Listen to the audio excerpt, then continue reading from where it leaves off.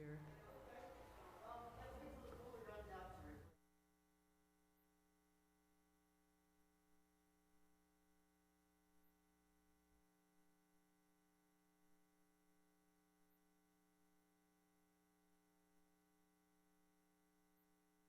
Pull up my, it's really weird because when I pull it up, I can.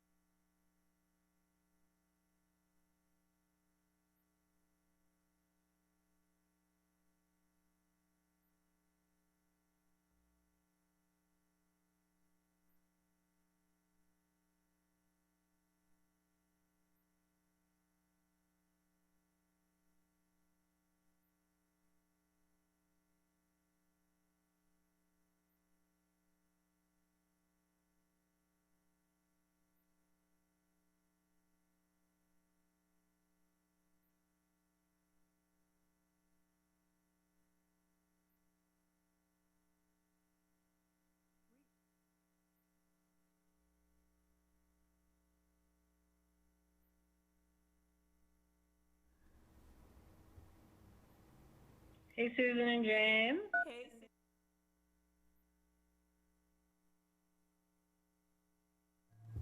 We can hear you well.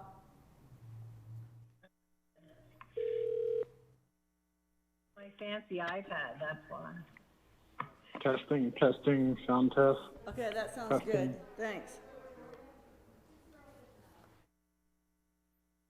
Here? Yes. Okay. All right.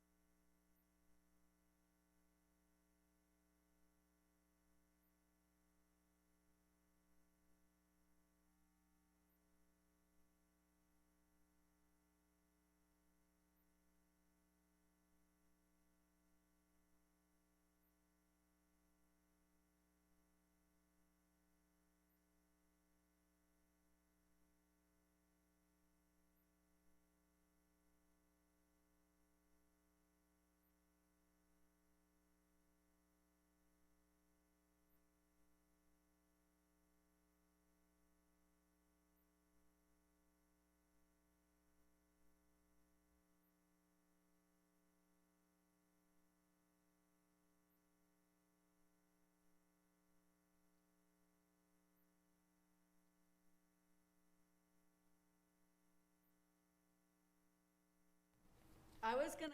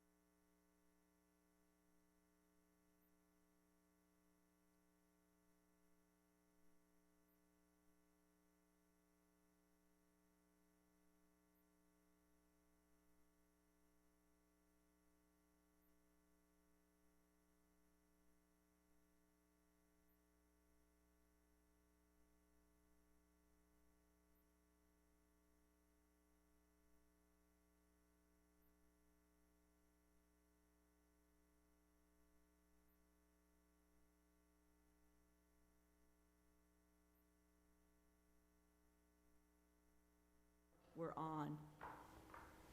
Mayor Kane is on his way down to Basalt Town Hall because it seems like there's a lot of internet problems going on, so he asked us to kind of go ahead with our work sessions. We have 2 work sessions before 6 o'clock. The first one is with the Parks, Open Space, and Trails Committee, and then we're following that with a work session with the Basalt Public Arts Commission. So we'll start with post, but let's go ahead and acknowledge who is on the line in terms of the town council. We have David Knight is on our Zoom call. Elise Huddle, Bill Infante are all on from the town council. I'm not missing anybody, right? From the town council. Glenn Drummond. Oh, and Glenn Drummond's on, sorry. Thank you, Glenn. And then from Parks, Open Space, and Trails, we have Cindy Bruce, who is our chair, Julie Kolar, who is our vice chair, Carol Hawk, Jason Groves, and they're all on the Zoom call. And we have Paul Hiltz, is also on the committee, but he had another conflict tonight, so he wasn't able to join us. So this is an opportunity really for the town council to check in on the work that Post has been doing for 2020 and to talk also about the 2021 work program. So in your packet materials, I kind of highlighted a few of the major projects that Post is working on, and I'm going to turn it over to Cindy Bruce to start the conversation. I also emailed to all the councilors the more detailed Post budget, so you can see that there's a lot of projects that Post is working on, and if we want to kind of zero in on a few of those, we can. Basically, we have the money that Post uses is from the 1% sales tax, and it's generating about $2 million a year. We've been saving money primarily for the Basalt River Park improvements and also for the Albany Park improvements. So with that, I'll turn it over to Cindy. Hi, everyone. Thank you. I'm Cindy Bruce. I was just going to say thanks for meeting with us, letting us meet to give you our update. A couple things first. I'd just like to recognize Brian Pasante for doing such a great job with the Basalt pool for this COVID summer that we've had. The pool opened on June 3rd and stayed open throughout Labor Day with no COVID issues. And we had just a great high quality experience for lap swimmers, water aerobics, and the family swim time. So truly the multi-generational crowd. Secondly, I'd like to thank the Connect One team, Giles and Elise, especially for their patience and their efforts as we moved through all the Albany pool plans. So moving on to the specifics from the list that we had today. Each of the Post members today here will speak to different aspects, and then maybe feel free to ask questions, maybe at the end, and we can circle around to different issues. So I'm first with the Albany pool update, and we feel that a large part of the Post's task regarding the pool was to make some hard decisions about how to go forward with the pool design in a kind of a responsible yet creative way. So as a group, we felt that the main directives were to keep the project within our budget so as not to increase the usage fees, hopefully in the future. And secondly, to get our carbon footprint to be as low or as green as possible with the green team's help. For example, Post did not recommend to include a hot tub element in the current design of the pool. After looking at the overall information and the cost numbers, we just had to decide it was not something we could include at this time.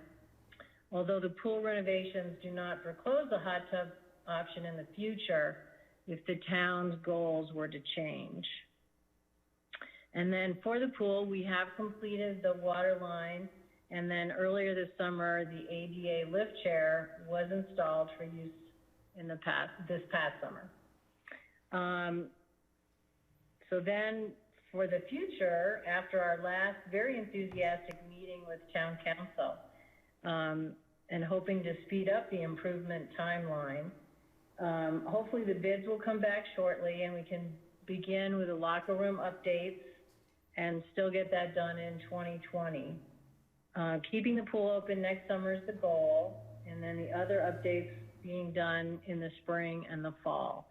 So all that kind of will depend on the bids that come back in. We are yet waiting on that. So that was my update for the pool. And then as far as the Basalt River Park, we don't really have any updates yet. We're just waiting to own it. So Susan kind of mentioned that. So then our third on our list is actually the skate park improvements, and I will throw it over to Jason to give you the updates there. Thank you. Hey, Jason, you're on mute. Thanks.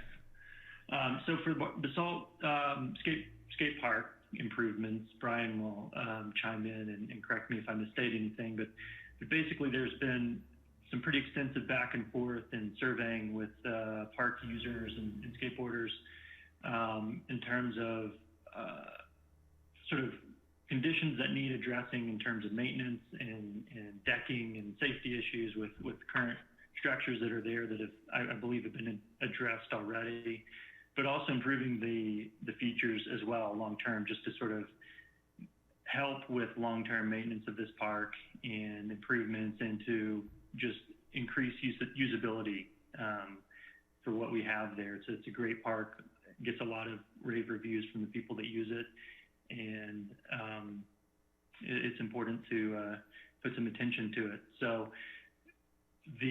Brian conducted a pretty thorough survey of some features that might be desired by the skateboard park users over there, and I believe we have some money allocated for construction in 2021. There's a possibility that we might have some sort of preliminary concrete work done this year, but that sort of depends on timing and other projects that are in the hopper as well. That's the update on the skate park.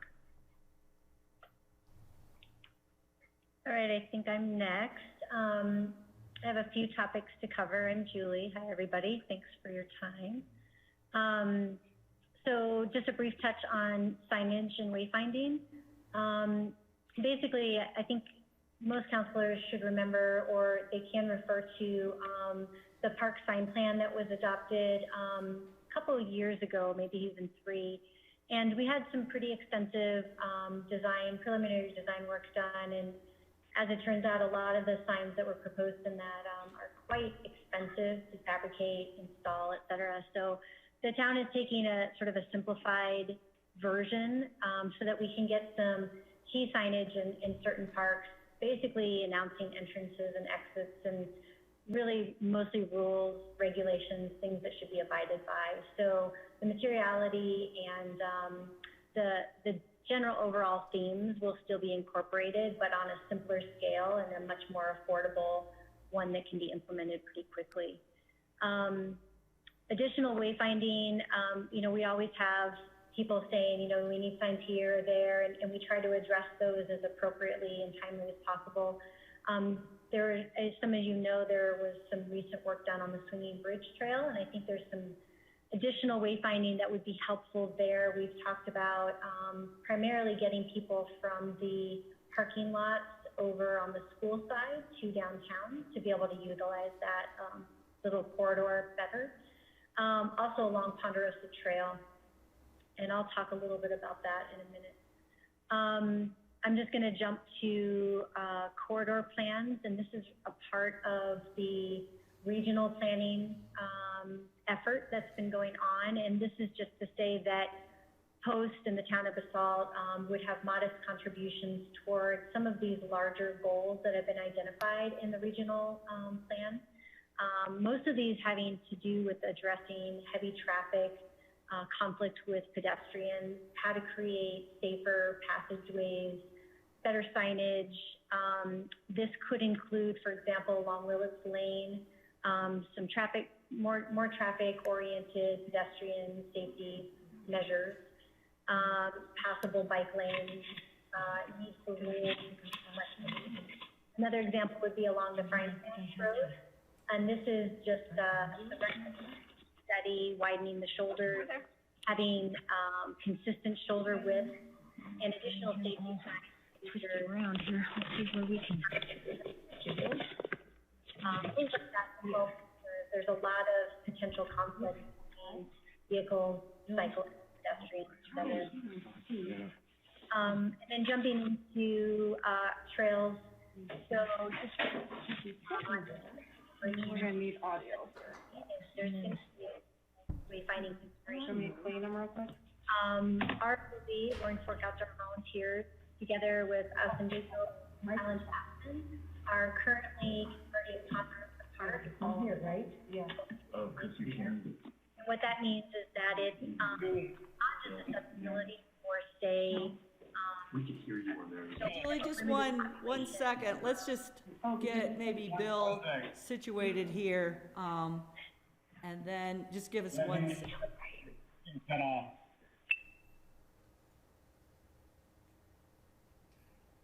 There you go. Let her rip. Okay, sorry, Julie. Yep. Yeah, so Ways and Means Park, which has to do with identifying trail usage and park activities that are much more widely accessible for all ability levels. So rather than just focusing on the usual, maybe sight or hearing impaired, RFOV wants to expand their accessibility to people with, for example, autism, mobility challenges, and all kinds of things, so that the word accessibility becomes a much more broadly termed factor and usage within our trails and parks. So they're really spearheading that. And then finally, RFOV also plans to complete the Light Hill Trail improvements that have been talked about in 2021. And this includes rerouting the steep uphill sections that are in dire need of help, drainage standpoint, accessing the top, the summit saddle, if you will, Light Hill. And then also part of that trail work involves connections to Basalt Vista affordable housing, the way the trails are determined, the way they also access and allocate the parking areas so that people can use them and there won't be conflict between, say, school bus, high school parking, trail users, Basalt Vista neighbors.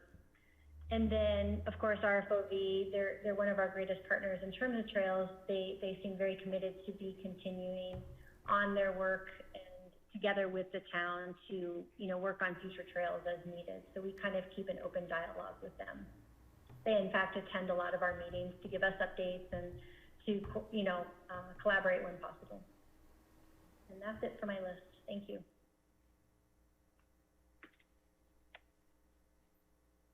Okay, hi everyone, Carol Hawk, thanks again for your time. I'm going to just give you a brief overview of what we've been working on in the Willits West Basalt Park and Trails area.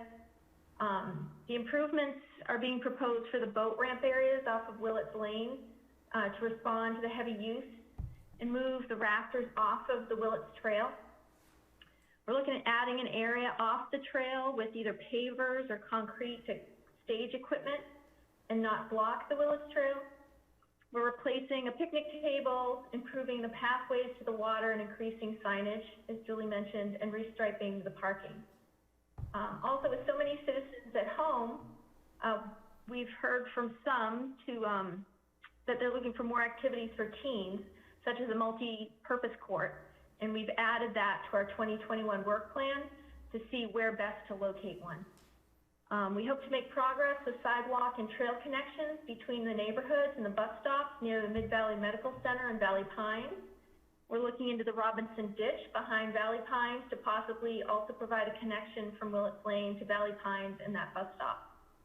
Modest improvements have been made and are underway at the river parcel off Willits Lane at Evans Court, referred to as Parcel 10. There's a path down to the river thanks to the Roaring Fork Outdoor Volunteers.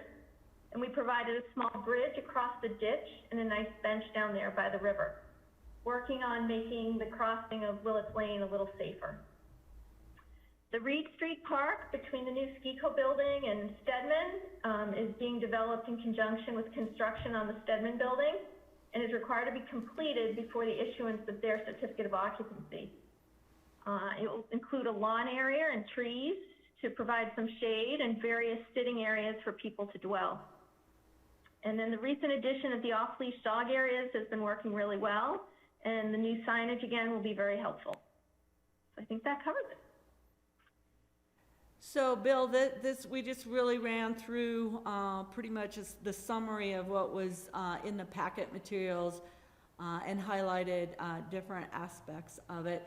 We also just invited the Roaring Fork Outdoor Volunteers. We have Ron Rashin and Jacob Baker just kind of listening, and in case you guys have a question for them, because as kind of noted by our post members, we've been working closely with that group. So really now is just an opportunity for the town council to ask post questions or for more information or to make comments on projects that we have that are underway and are proposed for 2021.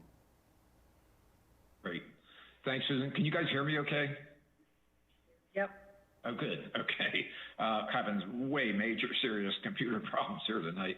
So thank you, guys. That's, Carol, that's a good summary, and we're really pleased, I think, all of us to see the progress on dealing with rafter impact on that little Durox Park section out there that's been, you know, bugging people for a long time. So that's real progress, I think. So this is wonderful stuff to hear.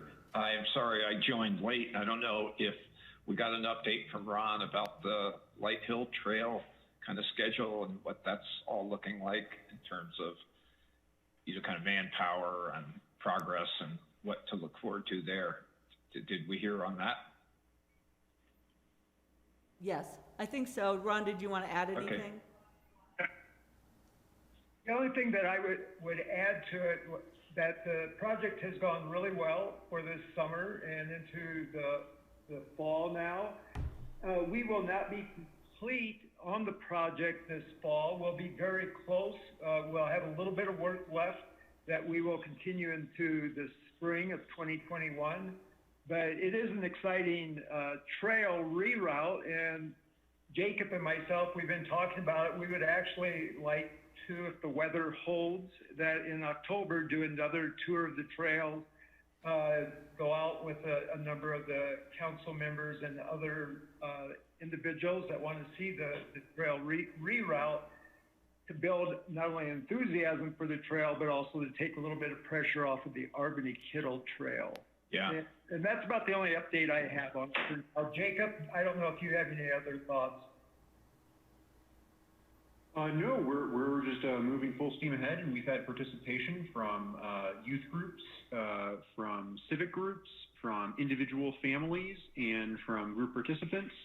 Our public project for Light Hill is scheduled for October 3rd, and if you would like to come out, you don't have to swing a pickaxe. We accept all ages, abilities, and backgrounds, and we'd love to have you join us. Excellent. Well, thank you, guys. This is quite a comprehensive list. I think maybe if no one's mentioned anything, we should just as a footnote, make sure you know that we are in frequent contact with CPW regarding fixing the retaining wall / dam structure at Lake Christine that's got the damaged block work that's visible from Two Rivers Road. And we're making slow progress. That has to be evaluated by the state engineer, the dam engineer, to provide specification for its repair to make sure that it's structurally sound. So that's going on.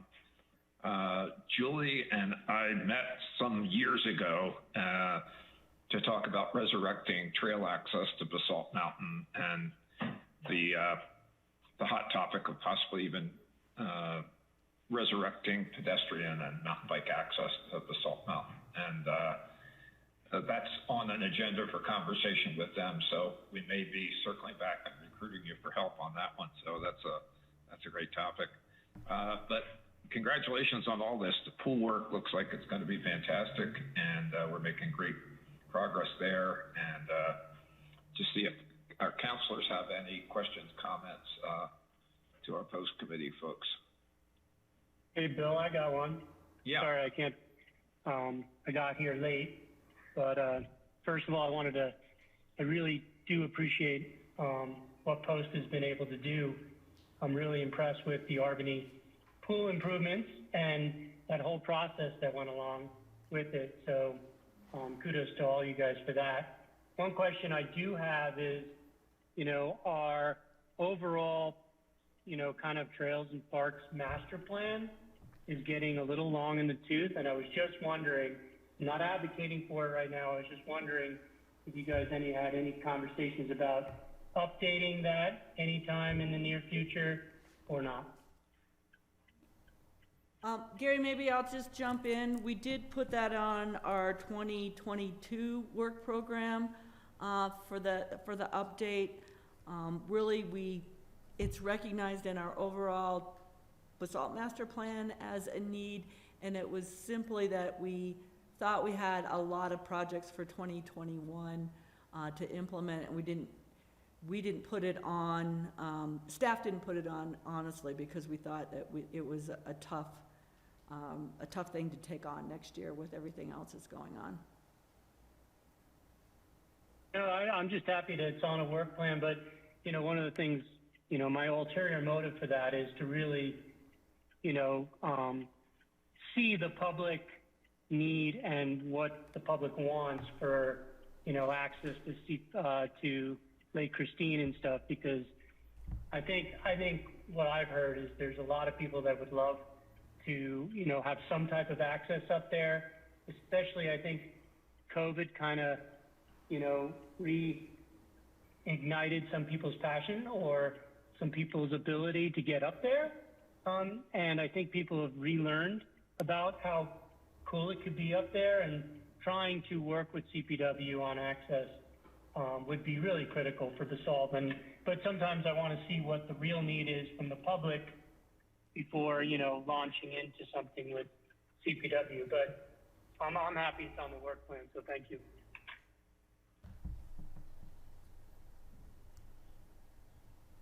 Any additional questions for Post guys? Glenn? I wouldn't say it's really a question, but more of a comment. Emphasizing how much green improvements we've made at Albany Park would be a very good call. Because how much did we reduce greenhouse gases just on the remodel of the pumps and everything there? Does anybody have that stat? I don't have it at my, I know as we have, yeah. don't have it at my fingertips, sorry, Glenn. All right. We'll try and find it. You guys did a good job. Like the direction. Awesome. Thank you.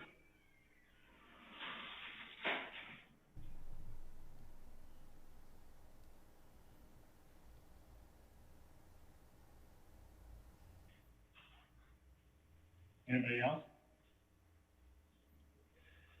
Thank Any you other for all the work comments? you're doing.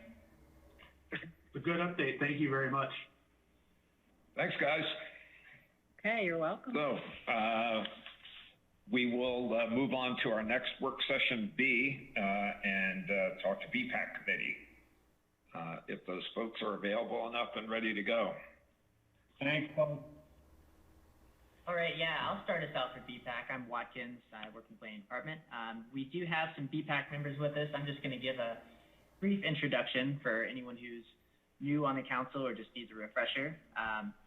BPAC stands for the Basalt Public Arts Commission, and it meets once a month, first Thursday of the month. We currently have 6 members who are Chair Jeff Orsolak, Kieran Andrade, who is our Vice Chair, and Liz Bell, Summers Moore, Jeanette Bullock, and Abby Gerke. Some of those members were able to be with us tonight. So BPAC this year has had to pivot from the projects that we thought we would be working on. I'm sure that'll be a surprise to no one. We've accomplished one round of grant funding within the grant program that's been established in previous years before COVID struck us. And so Jeff and some of the other members will talk more about that. I'm actually going to turn it over now to Jeff Warslack, who's going to talk about this year and especially about next year. Watkins, thank you. Jeff. And thanks, Bill. Guys, thanks so much for your time. We appreciate it. And more importantly, thank you for helping us through this year. I think we pivoted pretty fantastically and had some pretty interesting things that kind of came out of it. Not just us pivoting, but our grantees we granted to also have pivoted their programs to work a little bit better in the time of COVID. And I think we've seen that, from the granting program to the relief program to the barrier program, all have been well received by the community. So as we look forward to next year and kind of what we'd like to start to accomplish, we've got a lot of new energy on the VPAC group, which is fantastic. And so what we're trying to do is take that energy and focus it into kind of 4 main categories. So I'm going to talk about the first 2, and then a couple of the other members are going to take you through the other items. But the first thing we want to do is kind of work to enhance the arts economy infrastructure. And what I mean by that is we want to plan to plan. So the big focus there is that kind of, we've been talking about this arts master plan. We really want to get this off the ground and going, and so we want to kind of set aside some money to make that happen. As well as we want to be able to establish some relationships with organizations up and down the valley. So it's, we're not just doing this on an island, but we're working along with Aspen, Carbondale, and those other communities. And then finally, we want to start working towards the Colorado Creative District. So there's a lot of steps to do that, but we'd like to get those steps started because we think that would be very positive for the community. So that's the first part. The second thing we like to do is support arts events and performances. And we're kind of looking at a couple of projects here. We'd like to, we're thinking about not just physical art, but events and activities. So we're kind of focusing on maybe something that changes the seasons, and then also looking into something in the winter, which we haven't done before as a community. So we're kind of looking at maybe, an ice or snow sculpture type project there. We're kind of, we're just exploring these things now. And we'd like to set aside, the funds to kind of get that to happen if we can. And then from here, I'm going to pass it on over to Karen, and she's going to talk a little bit about item 3 on our category. So Karen, go for it. Did we lose Karen? Karen, you're on mute. You have to turn your mute off. So take your cursor to the bottom. Yeah, you're off now. Sorry, this is a family emergency. We'll be back in like a few minutes. Okay, no problem. Okay. Thank you. So I can fill it. Consistent with the theme tonight. Watkins, I'll fill in there. So the other thing we're talking about is we talked about support our events. We'd also like to support artists and arts organizations. We've got this COVID relief fund that's been very successful, and we're also looking to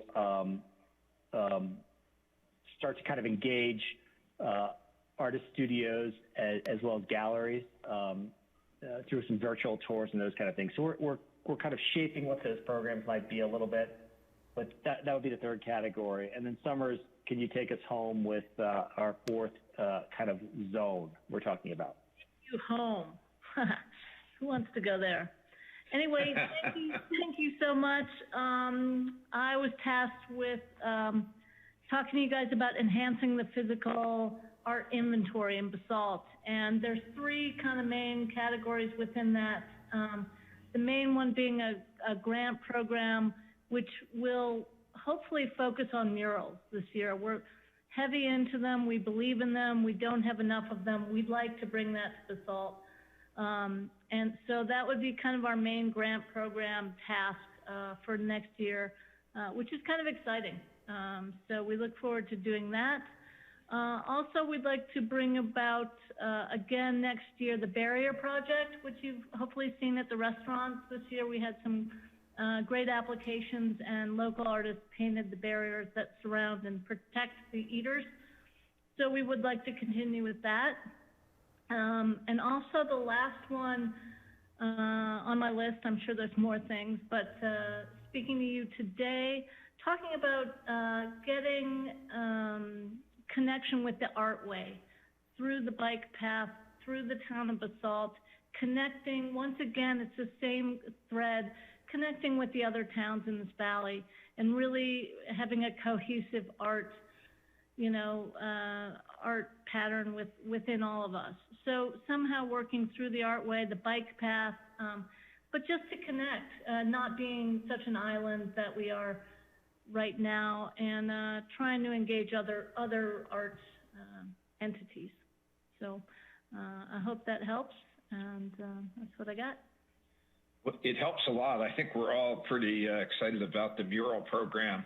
We have a nice big retaining wall behind our Thai restaurant there. Is that one of the sites that you guys are studying? Where are you thinking? We're looking at a lot of different sites. And nothing is obviously set in stone, the irony, right. But, we're really excited about looking at different venues and seeing how we can be creative with it and making it really a fun, cool project. Right. Yeah. Great. Maybe the next Diego Rivera. Yeah, always.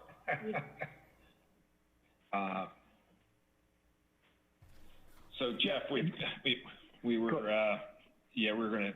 Karen, I think, sounds like she got delayed. And Liz is down. Liz was able to make it as well down there, so I wanted to recognize Liz because we didn't know if we could get over there, but Liz is here as well. And like I said, we got some great new energy, which is great. I'm excited to have a lot of new folks on the board, which is fantastic. And so we're really excited about all these items, guys. And we're happy to answer any questions. We're going to develop these over the year if we can go forward with these things, and hopefully we'll make them all happen. Are you guys in pretty close communication with the art base? And Summers and I share that background, so I served on the board there for years. I'm just kind of curious.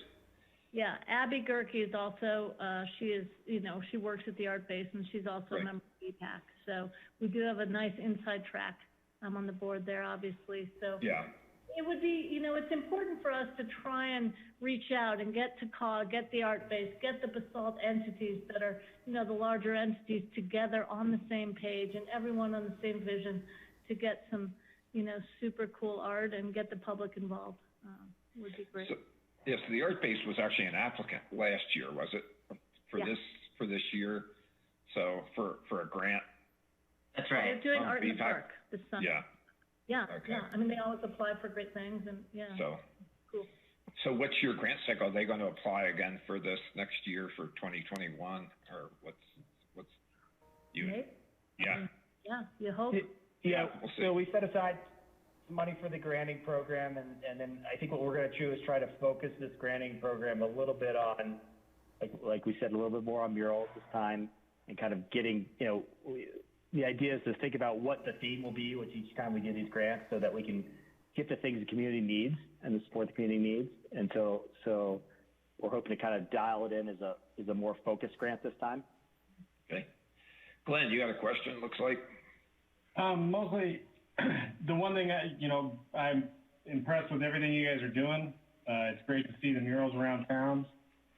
The biggest thing that I saw that stuck out to me that, I think is probably just me, I'm only one, probably should be the greatest focus, would be the Arts Master Plan. I know this was in the works about a year and a half ago when we met with you, Jeff, on the post committee.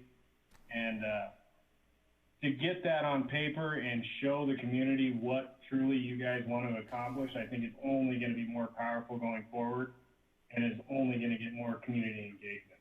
That's just me, I'm only one, but I think if you guys could get that would be... We agree. We agree, Glenn, and that's why it was item 1 on our list. So, and we're, one of our biggest toughest things we realized is we needed outside help for that. So that's why we've been able to kind of actually partition some money this time to do it and do it right. That's the goal. So the ice and snow sculptures, that's a wonderful aspiration. Can we make it in Basalt with climate change? Not for the whole winter. I would say hope springs eternal, but I think springs is the wrong word there, Bill. Yeah, right. Yeah. So, well, yeah, that's a great idea. It's something we kind of kicked around, and with you guys' support, we'll go full head of steam into it and see if we can find a way to make it work and find that 2 weeks of cold that we have. Yeah.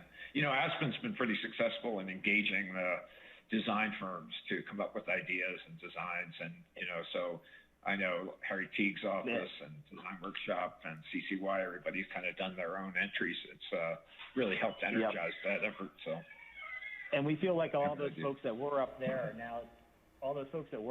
now down here, Bill. So we think it's a great opportunity because they know they're losing a little bit of steam on that up there, and we can find a way to bring that energy down here and liven the place up. But the energy in town was fantastic this summer, and we like to find a way to kind of carry some of that energy over to the winter.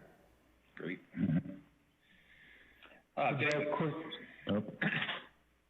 David Knight. Hey, thanks for all the work. I have one question. For the mural painting and all that, is there any thoughts or appetite from business owners and the corresponding property owners to do mural painting on any private structures? I know I've heard people say, oh, that would be cool. I don't know if they're working with you or not. Just curious. Not yet, simply because we haven't tightened it all the way down, but I don't know that we're not opposed to much right now. So I think we need to do a little more research and the fine tuning of it all, and then, see where it goes from there. And Councilor Knight, David, feel free to pass on any interested business owners to us, and we'd be happy to talk to them. Okay. So I got Elise and then Bill Infante. Thank you for all the work that you do. I'm with Glenn. I'm really excited about the master plan. I think that'll be really useful.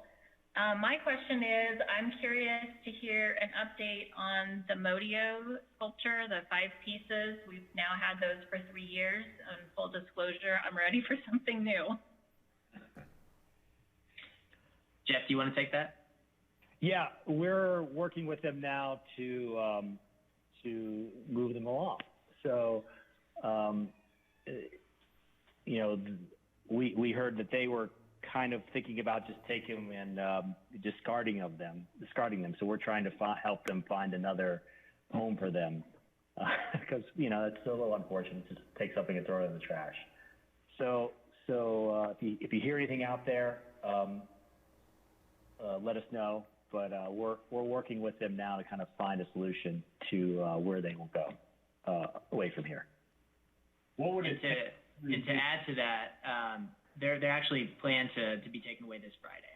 So we're working hard to find homes for some of them now that are not publicly displayed in Basalt, but somewhere else where they'd be at. Moab, Utah might be a popular destination.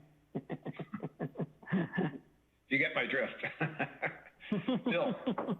Bill Infante. Thank you, Bill Kane. I am thrilled with Summer's proposal to connect the valley with Carbondale and the Artway. I just think that is such a powerful tool for us to use to promote Basalt, but also to promote a valley-wide experience. And since we've got some great models around the state, looking at Salida and Buena Vista, Paonia and Hotchkiss, people, I hope, will talk about the Roaring Fork Valley as a center for arts and anything we can do to join the communities from Carbondale up to Snowmass. Snowmass also, by the way, has a great arts council that is talking about doing some integrative stuff with others in the valley. I met one of the women, I believe her name is Ann White, at one point, and it seems like that would be also worth broaching how to take this connection even a little bit further. On the murals, great idea, and Bill Kane, the wall behind Mods is great. The space that comes to my mind that frankly is a little drab and dreary are all the underpasses that we have. If we could do some great colorful art down there, it would certainly brighten up the experience of traveling under 82, as the case is. But I guess the point I wanted to ask about, Jeff, you mentioned seeking designation as a creative arts district, which is a great initiative. Thanks to you and all of BPAC for broaching that. What do we need to do to help you? How do we, as council, as the town, get behind you and, you know, kind of support that effort? Yeah, Liz has kind of been spearheading understanding this a little bit more. Liz, can you weigh in a little bit if you can? I don't know. Hi. So the challenge is, in order to become a Colorado Creative District, you have to be invited. And so one of the things that they're looking for is some sort of spearheading organization or collective. We, BPAC, as an arm of the municipality, would be the perfect site.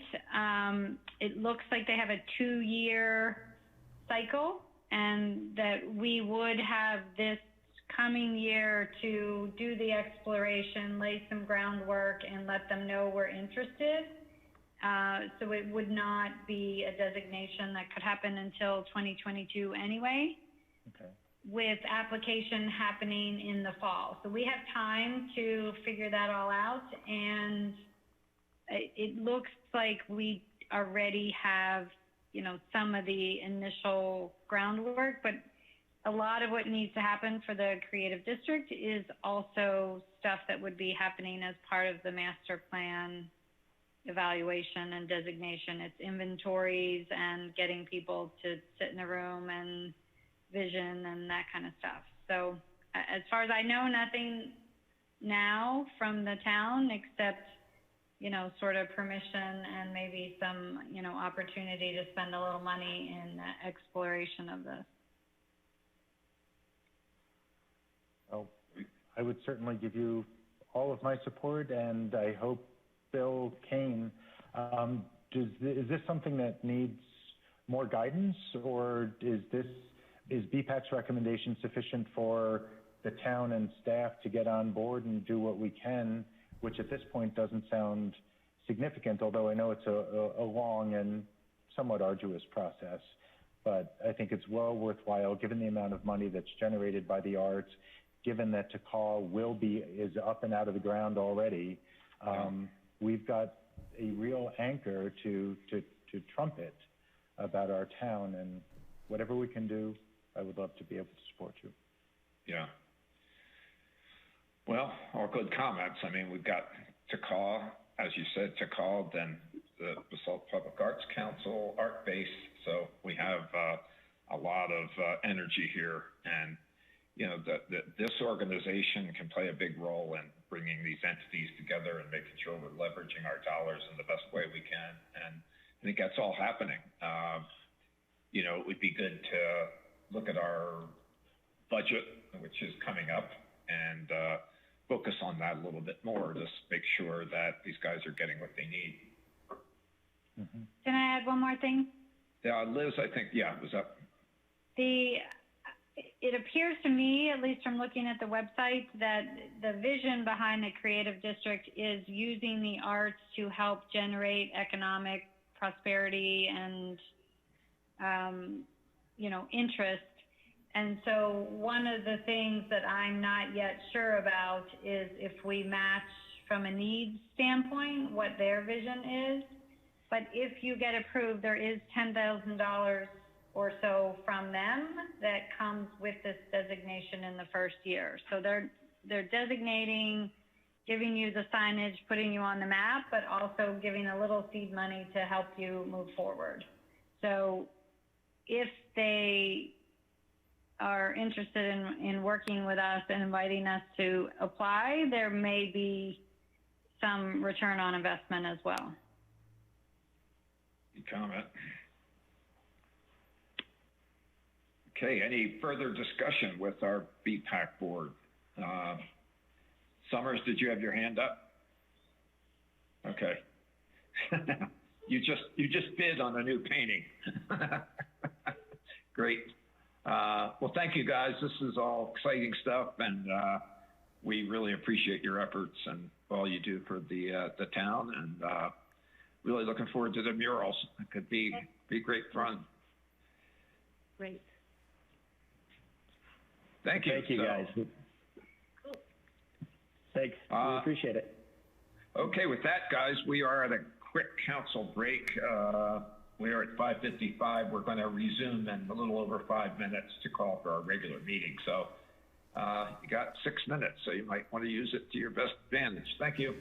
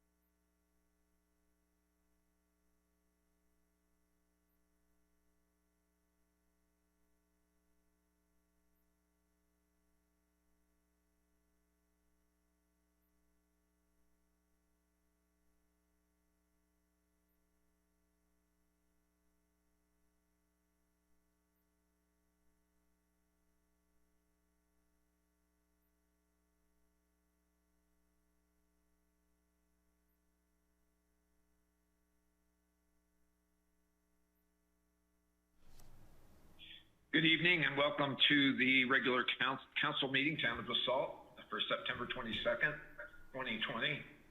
And we will begin our meeting with a roll call of the council. Pam, please call the roll. Okay, sure. Thank you. Let's begin with David Knight. Here. Elise Hoddle. Present. Gary Tenenbaum. Here. Bill Infante. Here. Glenn Drummond. Here. Ryan Slack. Missing Ryan and Bill Kane. I'm here. Thank you. We have 6. Thank you. All right, guys, our first order of business is the consent agenda. Minutes, a resolution of number 36, series of 2020, have to do with our cafeteria insurance provider, and a special event activity permit to close town streets. It's actually for Market Street out at Willits for the ski flop. So they're the 3 consent agenda items, and I would entertain a motion to approve the. Mayor, I move that the town council approve the consent agenda items as presented. Second. Has anybody made a motion? Elise did. I think you got cut off. Yeah, it just gave me a little message, said the internet connection is unstable. That's a nice note. That's an understatement. It's not the only thing that's unstable these days.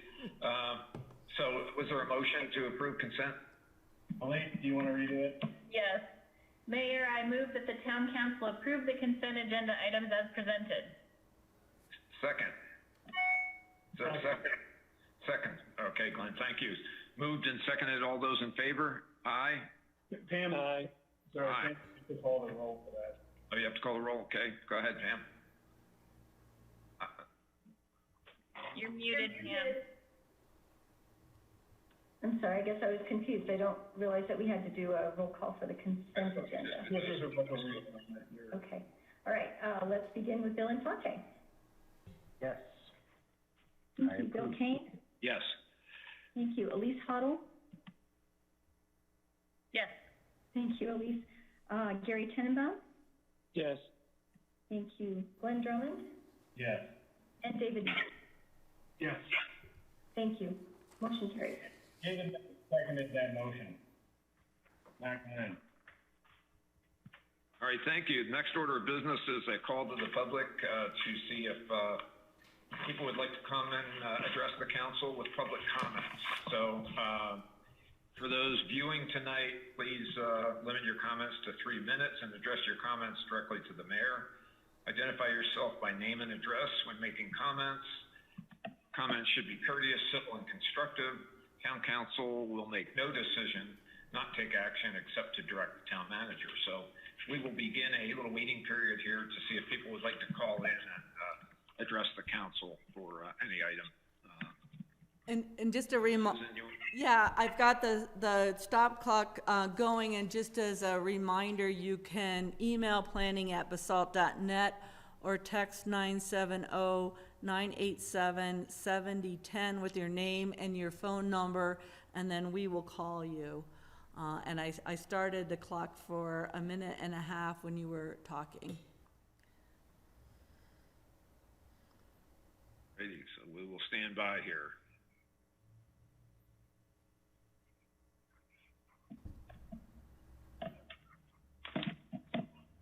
Glenn, I don't know what you said at the end of the motion. We didn't hear you. I was just trying to say that David Knight seconded that motion, just so it was clear in the minutes. He got to it before me. He should be recognized. Elise, I think we prefer I'm just one person, but we really like that backdrop of the West Marin Pass going over to Crested Butte. You don't like sunflowers? Sunflowers are good. Now, I'm not saying anything, but Van Gogh would blush at those. They're kind of pretty wild, so.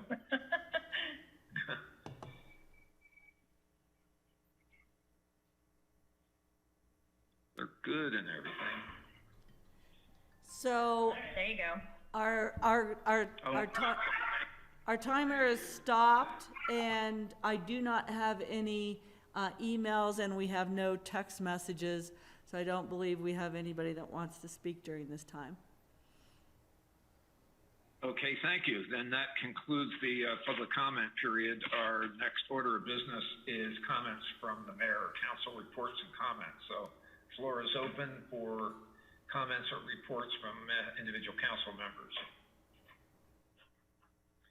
Pam, you're muted, but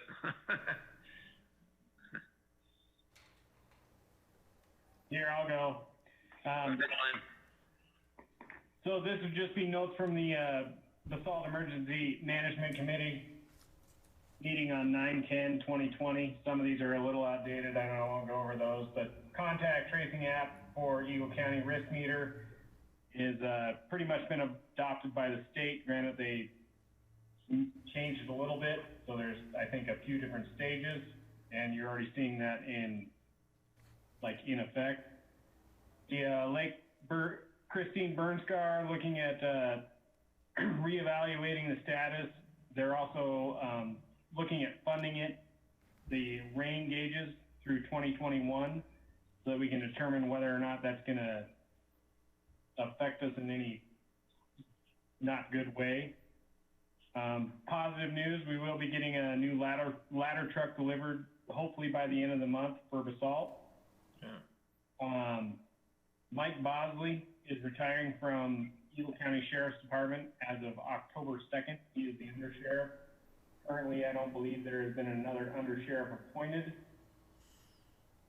Grizzly Creek Fire, 92% contained. They changed over from type 3 to type 1. The cost of that is hanging right about $32 million. And as far as COVID news goes, public health order violations still are occurring, but most of the time whenever NOC goes out and talks to them, everybody complies. And that's pretty much about it. Great, thank you. Anyone else on council, comments, reports? Elise. Just one quick comment. We had a core board meeting last week, and one of the things that core is looking into, in addition to energy efficiency, is COVID recirculation. I don't exactly know the technical terms, but basically, products that will help with indoor air that are also energy efficient. So I'm excited for them to get into that because I think that's going to be really important this winter. Great. Anyone else? David Knight. Just wanted to thank Maureen Fitzpatrick for an awesome youth soccer and youth t-ball season. Each one was, I think, a week or so, and and the parents even got to do a soccer scrimmage and play t-ball at the end, and it was just a lot of fun and something really nice during these times. So thank you for that. That's nice. Always embarrassing when the 7-year-olds show you up. That's not a good thing, David. Yep. I'm afraid it happens. Anyone else? I would be pleased to just make a few notes. Ryan and I had a really informative visit out to see the Takal building, which is really remarkable to see how fast that building is coming together. Very impressive. It's 10,000 square feet. 240-seat auditorium, I think most of us know the program, but it's coming together really rapidly. So we have an action item a little bit later on in the agenda tonight to deal with construction financing. But that was really worthwhile and really encourage council to go out. I know that Ryan Honey and Michael Lipkin would be happy to take you through a tour if anybody would want to connect maybe through Ryan Mahoney. We could set up additional site visits so you can go tour the building and see what's going on. It's really kind of a game changer, I think, for the Mid-Valley for sure. So you might put that on your calendar. Ryan, maybe you could just, we could send an email around and get people to indicate when and if they want to go. I'd be happy to. Okay. So just for the public, for those that are looking in, you know, as this is the age of Zoom and it all seems very quiet, we did have a very productive face-to-face meeting with council last week, and we're able to work through a whole series of specific action items under our town strategic plan. It was, I think, really satisfying for all of us. I think we plan on doing more of it. And when we get this worked up, we will get some public reporting on the strategic plan, and hopefully we'll get some newspaper coverage and we can kind of explain our work program initiatives. So with that, if there are no further comments or questions, I'd be pleased to turn to the manager's report. I think Glenn had his hand up there. Did you, Glenn? Go ahead. I just have one more small thing. I think in this time and age, it's so important for us as council members to encourage the public and show the public what positive things the town of Basalt is doing, whether it be from climate change to COVID to trying to work through the process of getting tents for the restaurants in winter, to show a positive attitude towards that direction. Everything's negative at this point. Positive stuff, and I think that definitely falls on our shoulders, and every one of us has that responsibility to show what good things we are doing. Yeah, well said. It's a hangdog world out there for sure. Elise, did you get to do your Today Show morning sort of presentation yet? I did. We filmed it this morning, so I think that's going to be available tomorrow. Oh, outstanding. Very good. Have you been contacted by NBC yet to see if through your agent? No, but I was contacted by Entertainment Tonight. Oh. That's it. Sounds great. Okay, Ryan Mahoney, I think you're up, town manager. Okay, so really, Bill, I think you covered a couple of the things. I will follow up on that Taka visit. I know Ryan and Michael Lipkin were certainly excited to have us out there and anxious to get more eyes on it and build that sort of community pride and just, you know, a lot of excitement around the new building. We came up with a notice for a meeting next Tuesday, which will be the first coffee with council. That's going to be from 8 to 9 in the morning at CC's Cafe. So for those in the public that have an interest in saying hi to the council members, they are all invited to join, which is why we're posting it. And so we'll start those. Usually it'll be the first and third Tuesdays of the month, so the off council days. And I was going to mention about Elise's recording. And then the last thing, just so people are aware, the sheriff's office, both in Pitkin and in Eagle, did take the fire restrictions from a stage 2 to a stage 1. They did that last Friday. And just an important note that I received today is to ensure that everybody understand what that means, that, you know, with regard to dispersed camping, you cannot have a fire in a fire ring that you make. You can basically have those at established campgrounds and established fire rings, and that propane fires are permitted. But we just want to make sure that everybody stays safe and aware, because things are still pretty dry out there, even though we got a little rain this afternoon. So that's all I have for you tonight, Mayor. Great. Thank you, Manager. So we will then move to our presentations portion of our agenda. And our first order of business is to discuss with Bach the rental assistance framework. You know, I think as you recall, in our work session with Bach, there was our decision by council to advance $15,000 to help assist people that are struggling with meeting rent in the town's supported affordable housing programs. And they were going to go away and work on thinking about methodology and priorities and how to structure the grant program. So James and Sarah are back to talk to us about that. Is that about it, James? You want to expand on that? Thanks, Mayor. This item is a check-in from Bach on the short-term emergency rental assistance framework that Bach has come up with. As the mayor indicated, the background is that council meeting before last, Bach suggested the emergency rental assistance idea to council for Basalt affordable housing tenants, and the council at that meeting seemed to be interested in allowing for the $15,000 for 2020 CARES Act funds to be used for this purpose. And so council wanted to see a framework for the disbursement, and Bach has met a couple times since that council meeting and come up with a draft. I've got the draft on the screen, and it was also emailed to council by Pam.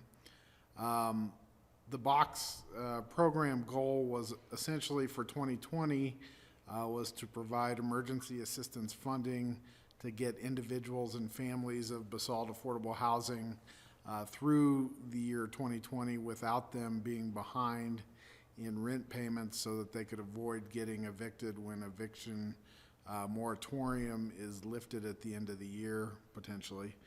And so they've come up with some criteria. I'll go through those criteria. They're 1 through 9. The first is that the applicant would have to live in deed-restricted affordable housing in Basalt. The second is that the applicant would have to have contacted other funding sources first and provide proof that they had done that. Those other funding sources could be the Mountain Voices Project or Catholic Charities. Staff has reached out to those entities, and they have potential funding available. Number 3 is that the applicant would have to have available resources in their household of less than 3 months worth of shelter expenses. This is kind of an item to show that they are struggling to have the resources to pay their rent. Number 4 is that an applicant for assistance would be willing to undergo free financial counseling if that's available to try to get them back on track. Item number 5, or criteria number 5, is that the applicant must not have more than 2 months of past due rent. And then number 6, payment of the short-term rental assistance would be directly to the landlord and not go through the actual applicant. And then number 7 that we have on there, individuals and families are eligible for one-time assistance, but that Bach could evaluate those on a case-by-case basis to allow for a second disbursement per household. Number 8 that we have there is households would be eligible for up to 80% of 2 months back rent as recommended by Bach. And then we've added a number 9 since the council received their draft here. Number 9 basically indicates that an applicant for assistance would have to have been negatively impacted financially by COVID, and this is in order to draw the link between the funds and the CARES Act funding. So we felt that that was needed. We have a few Bach members on the call this evening. Let me stop sharing my screen so they'll pop back up. We've got Kathy Click, the chair, as well as Doug McDonald. Doug was on here. Yeah, he's there. I see Doug. So staff would suggest getting additional comments that Bach members have, and then providing some council discussion and feedback on the framework. Kathy and Doug, do you have some comments? Kathy, do you want to speak first? Of course, always. I think that Well, thank you for having us, and a special thanks to James and Sarah for really pulling all of our conversations together to come up with these criteria. I think that we are very appreciative of the council taking this seriously and availing funds to families who are struggling and people who are struggling because of this pandemic. So if you have any questions about how we came up with the criteria or why, I think Doug and I would both be happy to discuss it. We feel that this is probably going to be something that continues on in the next year, and so we are expecting and hoping that the council will consider additional funds for 2021 budget. But to be able to come up with this emergency fund for 2020, I think is commendable, and we're very appreciative. Great, thanks, Kathy. Doug, you have comments before council? Well, simply I have to reinforce what Kathy said about this is probably going to be an ongoing process. We're looking at no more federal funds. We don't know whether the state has some left to contribute or not. But we struggled with this in order to figure out how much we could really distribute out of the limited resources that we do have. Fortunately, we have a fairly limited clientele at this point, again, restricted to the people who are in affordable housing in Basalt. But when the end of the year comes and no more federal funding is going to appear, we'll definitely be back probably to keep these people in their homes. So again, I think it's going to be an ongoing fight, and we'll try and keep monitoring what the status of our clients are and looking for money. Thank you. Questions of council to Doug or Kathy about the criteria? I know I have a couple, but let's hear from council first. See if you have questions. David? How is the COVID-19 impact substantiated there in item 9? Do you have any specifics you're going to be asking for? Staff, well, there are a couple of items on the list, David, that are probably not going to have, hard credentials. But we are having the applicant submit an affidavit which they signed, and so they're going to be legally responsible for telling their tale. Okay, so that'd be part of the affidavit. Because you said it was for the CARES Act. Just want to make sure we got there's that traceability, right? I don't know if there's an audit process for that or not, but just curious about that. And we also have included kind of a narrative from the applicant describing, how they believe that they've negatively been impacted financially by COVID. And David, if I may, because they are federal funds, we are always in a position where there can be an audit. And so we always just, want to make sure that we collect the information. We don't really take it further than that affidavit that we'll get in the application. But, I don't suspect that if an audit came about that they're going to reach out and try to really dig deep into all those, those personal lives. So I think usually just kind of getting that paperwork up front to know that it does have a nexus with those funds is good. Okay. Thanks, guys. Doug or Kathy, a question from recalling the screen. I think it was item number 2, required a demonstration or a showing that the applicant would have already talked to other funding sources. So I assume, and I just would like you to verify whether the assumption is correct, is the spirit of this to make sure that people have exhausted other remedies that, so Yeah, James just put it back up. Applicant must have contacted other funding sources. And it lists Mountain Voices Project and Catholic Charities, et cetera. Is the spirit of that these guys should have exhausted all other remedies before they come before you? And I guess I would also want to make sure added in there would be the Aspen Community Foundation COVID-19 Relief Fund, which still has just short, as I understand it, still has about $3 million specifically focused on basically rent and subsistence funding. So, at any rate, could you elaborate on that guide at number 2 criterion? There are really a couple of reasons for that. I mean, first of all, since we have probably the smallest budget of these other agencies, we may be a sort of a last ditch source of assistance.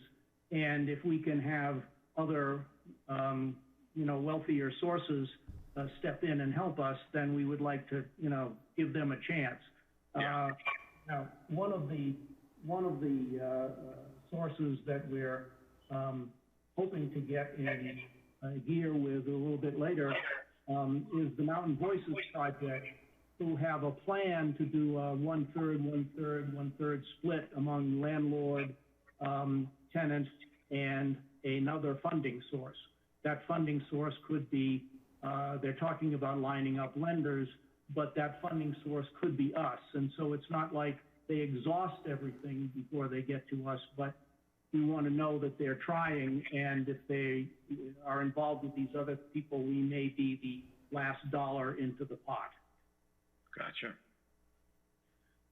That's helpful to understand. Thanks.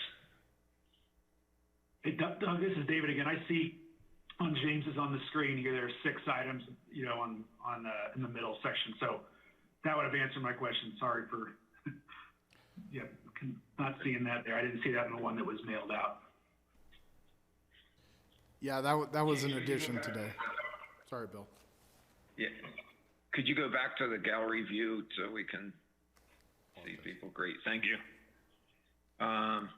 Well, you guys, this is quick work. I mean, you turned this around pretty fast.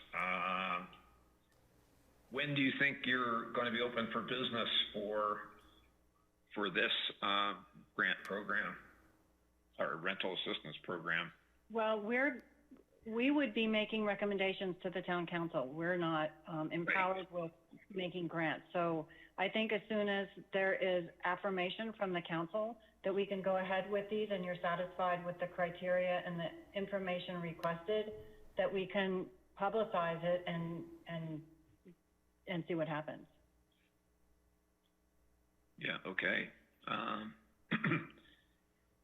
So, Ryan, would you like some form, or Jeff Conklin, do we want some form of formal or informal support for the criteria and get these guys to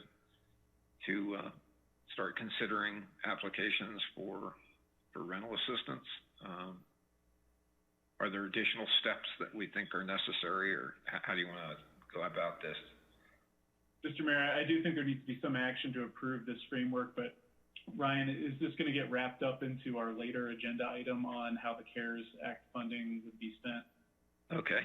Yeah, so we brought back an item 7G for action this time. So we introduced initially to council at the last meeting the ideas for the CARES Act funding, and then bringing it back for action this time. So the criteria were not specifically outlined in that item. So I don't know if Jeff has a problem with that issue, but at least the disbursement of funds was contemplated.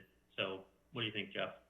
I think it'd be appropriate for council to just take action by motion to approve this framework subject to any final amendments in the town manager's discretion, and then we've properly addressed it here. Great, thank you. Is there a motion from the council to approve the framework as presented by by Bach, Kathy Click, and Doug McDonald, give them direction to move forward, and then we will, take up the actual funding process a little later on as part of our CARES discussion. So that's the gist of it. Mayor, I move that the town council approve the framework as presented this evening. Second. Second. Okay, Glenn beat you. Elise. So it's been moved and seconded. Do you want a roll call on this, Jeff? Just a voice vote is fine. Okay. All those in favor signify by saying aye. Aye. Aye. Any nays? Motion passes. Thank you very much. So, is there more discussion with our Bach team, or was that pretty much the agenda for tonight on the Bach discussion? James? That was pretty much the agenda for this evening. Thank you. Appreciate it. All right. Thank you, guys. Really appreciate the help with all this. These are tricky times, and it's gonna go fine. We're, as they say, we're sort of flying the airplane as we're building it here, so it's kind of interesting. Okay, thanks. So very much appreciate your support. Yes, thanks, Kathy. So next item is I would have to say, kind of cheerful in a world where it's kind of hard to find good news. I think we got some good news coming from our CFO. So, Christy, you're up. Sales tax report. Thank you, Mayor. I'm going to go ahead and share my screen. And then we'll talk a little bit.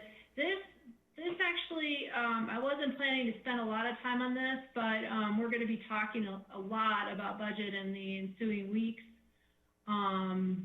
Just stand by for some meetings that are coming up with Ryan and myself over the next couple of weeks. And also then looking at October 13th being our first draft budget, which is going to be the kickoff of a very robust budget season, I believe. So, so with no further ado, I'll give you the good news for today. So as the sales tax report indicated, the month of August, we saw 11.6% increase compared to 2019 in August. That's a little less than we've been seeing trend throughout the rest of the year, but still extremely favorable. And most of that, again, is the online sales piece that we're estimating is somewhere around 15% of our sales tax. So, so that's the majority overarching of the reason for the increase. We still had our retail food up 8% over the last year as well. And then retail sales up 19.6%, sporting retail up 28%. So we have some of our local businesses doing quite well as well. It was interesting that restaurants without bars was still a 10.3% decline, which is fairly consistent with the rest of the year to date. And restaurants with bars showed an increase of 13.6%. But we did have some changes in increases in businesses that were opening. So that did have an impact on those numbers. So then looking at the revenue modeling, I didn't incorporate it into the council pack at this time because we're talking more specifically around a projection that Susan and myself and Ryan and all your department heads had done a lot of work and research on. That's going to be a lot more accurate than just a model, but we did increase the model for the next agenda item from $685,000 to $716,000 for the month, so a little bit higher than we anticipated for this month, but we're getting really close on our modeling as well. So that means that through the rest of the year, we should see fairly consistent projections compared to what we actually get in. But like the mayor had said, it's a very interesting year, and we're flying the plane as we're building it. So, so still stay tuned, and we're just ready to be nimble as we move forward as well. Just briefly on year-to-date, overall change in year-to-date, sales tax was 14.4%, or $600,000, which was very favorable as well. So online sales is the main driver there, and some of the retail sales, and local liquor sales and retail food. So, any questions on the sales tax report? Good work. Keep it going. Yep, so just, we're just hopeful that we're giving you the information you need as we move forward to just continue to be nimble. And so that's the whole purpose here. So thank you. It should be reflected favorably in our stock price out there, the town of Basalt. Well, yeah, I didn't think we were going for a public offering this year. Yeah, maybe not yet. Strategic plan. So any questions for Christy on the sales tax report? Comments? High fives?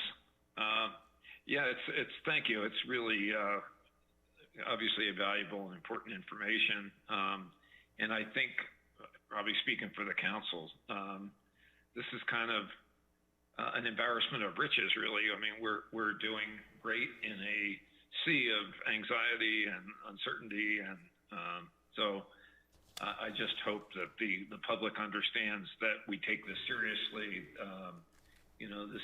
This money is going to be used very carefully to sustain us through some turbulence that undoubtedly is coming our way. So we're fortunate that we are in the circumstance that we are, but we're going to be pretty careful about how we allocate dollars and make sure that we are prepared for what may be coming our way. So thanks for all that.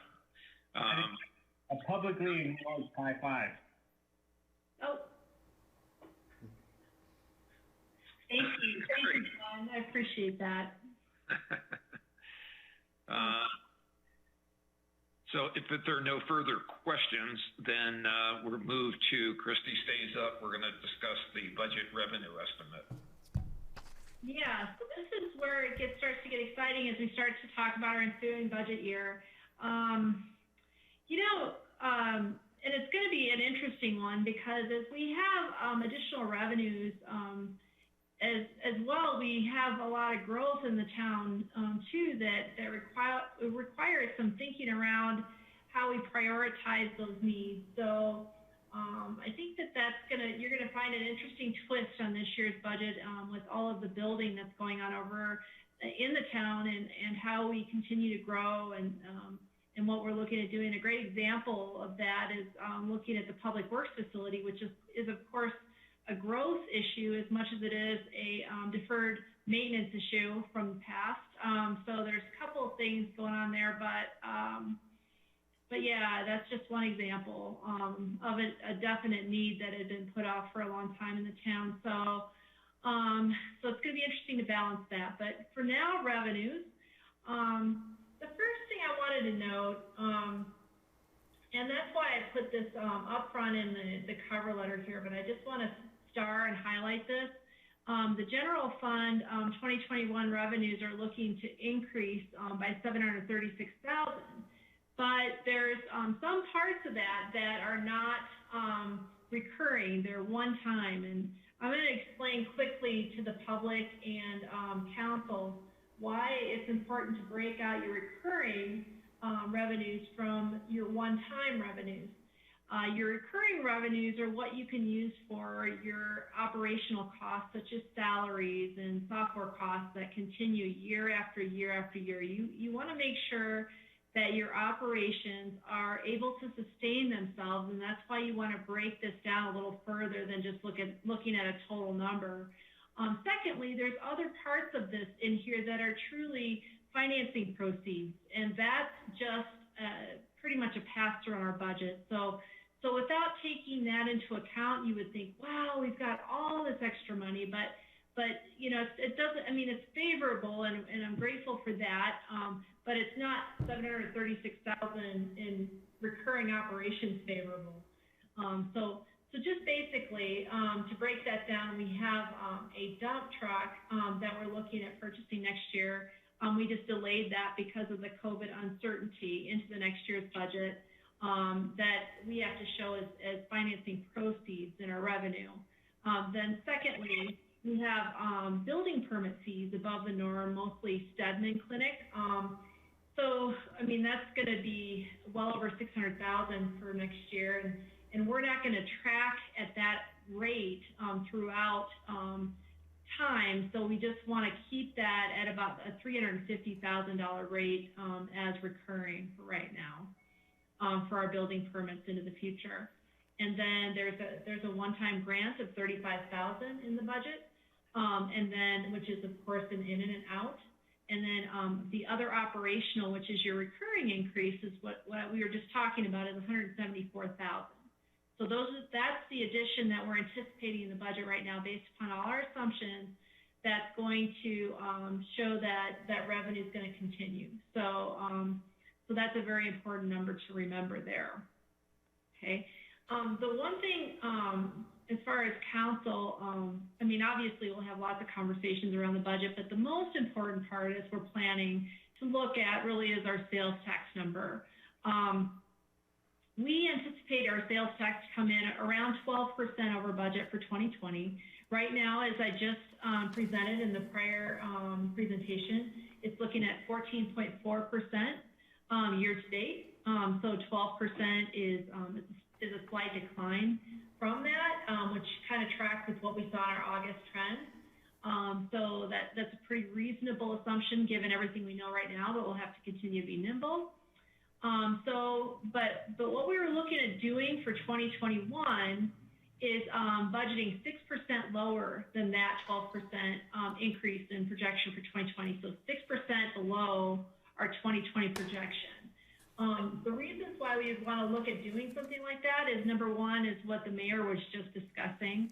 There's a lot of uncertainties around in our economy that we want to really be cautious before we start to think that some of the sales tax that's been in a weird year is going to continue year over year over year. A great example of that is in our retail food industry. We have a couple of large stores, obviously, and they posted, I mean, all of our stores posted in that sector great sales because people were purchasing a lot of retail food at the beginning of the year during the front of the pandemic. We don't know how consistent that's going to continue. Secondly, is just the economy. So there's a lot of uncertainties that we are budgeting this 6% lower. We do believe that a 6% increase is reasonable, given that we have the online sales. That will be a recurring sales tax number. So we're hoping that that hits the middle, but wanted more conversation with council on that, okay? And let's see here. Oh, and restricted funding. The only thing I'll say on our restricted funding is that that is something that has a lot of timing issues with it. There's no recurring funding, if you will, within our restricted funding except for post, which is still used for capital projects. So this is more like, you would treat this more like your one-time in and out kind of grant funding, if you will, because you're looking and waiting for that funding to come in from various sources before you use it on a one-time basis to improve something in the town in accordance with how that's supposed to be used. Okay. Any questions so far? Okay, wonderful. So the one thing I want to note here on property tax, so on this line here is, note that I'm not decreasing our property tax number for next year. And I know we've got a Gallagher issue coming onto the ballot to repeal Gallagher. Actually, if that does not pass at a statewide level, then we would anticipate for the 2022 fiscal year that we'd see roughly a $100,000 decline in our property tax as the assessed valuation goes down from approximately 7.15% for residential down to 5.88%. About an 18% hit for the residential side of our assessment. So just so you know that that's out there for next year, but we really don't know. It's an uncertainty, so I'm still considering it recurring revenue at this point in time. General sales tax, when you look at the numbers, we're looking at $286,000 over 2020 budget versus 2021 budget. That's that 6% increase we were just talking about there. Okay. I'm not these, but just the highlights. So I wanted to tell you too, is the general sales tax, about 1% increase is roughly $47,000 increase to our general fund. And there's also about $24,000 increase to our post fund, okay, for revenue. Building permits, we budgeted $350,000 for 2020, which is what we try to stay at, but we've had a few years that have been higher than that. We don't want to show that as recurring, so we just try to watch that very closely and consider that one-time expense or revenues for one-time expense for any amount over $350,000. Okay. Other than that, we're like with our pool, we're hopeful that we're going to continue moving forward as though COVID does not exist anymore. That's how we budgeted a lot of our fees in our budgeting, because we don't want to take those expenses out, because we want to realize that at some point we're going to go back to normal here, and hopefully sooner than later. Fines are a very small part of our budget. Interest earnings are going to be, this might even be high, because we're purchasing the Salt River Park. We're helping Takah with the $942,000. Oh, sorry. And hit something. And then there's a lot of the use of cash we have on those one-time purchases on our restricted funding that impact our interest earnings there. Okay. So then, any questions on that? Okay. I want to note one other thing. I'm not going to go through the restricted funding in this much detail because it is one-time items, but we'll be sure to go through that in a lot more detail as we start to talk about expenses for restricted funding and those kind of things when it becomes a lot more important. But I want to note this this $12,668,000 number here under total general and restricted funding for revenues. I know there's a couple council members that were have their eye on the Tabor limits for this year, because we had a ballot initiative last year, so we're limited to $14,340,000 in Tabor revenue for the year for the entire town for the general fund and the restricted fund, and we're looking at coming in about $12.7 million.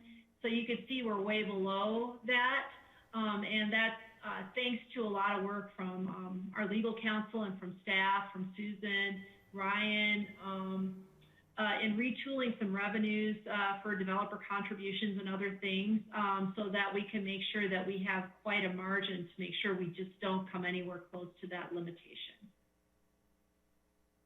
Okay. Any questions? Christy, what would be the cap under Tabor for that total general and restricted combined? Is that a $14 million number? Is that the red line for us? That's correct. $14,340,000. Yeah. So we have some freeboard in there at 12.6. Okay. Yeah. So I just wanted to bring it back because I knew it was a question. Yeah, I can't offer any specific amendments. The only sort of anecdotal observation I would make is about be interesting to hear what other councilors think, but September, I think, it could be a surprising month from a sales tax revenue standpoint. In my years, I've never seen a busier September. So we had significant delta in June, July, and August. September could really surprise us because, you know, I think in the past 10 years, kids have gone back to school maybe the third week of August, and 1st of September, you could shoot a cannon down Midland Avenue, and the entire month of September has been very busy. Restaurants have been doing well. Weather's been good. So just keep an eye. We won't know till October sometime, but it's going to be really kind of interesting to observe. So, this will be our new reality here, where the summer activity kind of continues into the fall a little bit more. It should be obviously quite a boon to the town.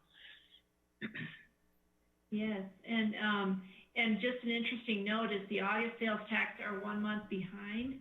So that was actually for sales that were recorded in July. Yeah. We still haven't seen the impacts of the fire, and all those kind of things with the closure of the highway. Yeah, August could surprise to the downside. Yeah. Okay. Would you, any comments from council? Do you have more, Christy, or would you like comments, questions on the assumptions here? Yes. Councilors? Yeah. I like where Christie's going. I like where we're being a little more conservative, because, the reality is it's easier to forecast back up than to forecast back down. We just don't know. We've had really good weather, but I think August might surprise us in a way, because we had some pretty bad smoke days, and I know that impacted, some of the stuff. But September, the weather's been phenomenal, so that could be up. October's going to come, and it's going to start cooling down, and it's going to be interesting. And also, if you read the news, they're starting to see a surge in corona. And I now know more people here who have the virus. So I do think, being conservative overall is a better place to be. I like that we're forecasting up. We're not forecasting negative, but I don't want to be too excited about what's happening and continue that, because I really like the fact that through this whole pandemic, we forecasted, potentially for pretty negative things. And it's nice to have a surprise.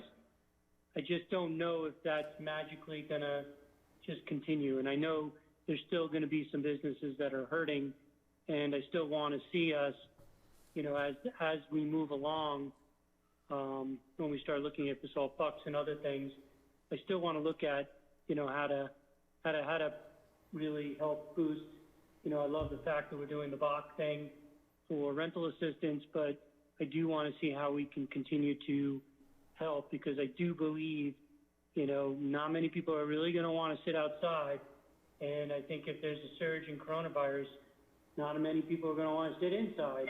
So it could be an interesting time. So I do appreciate where Christy is going with the numbers.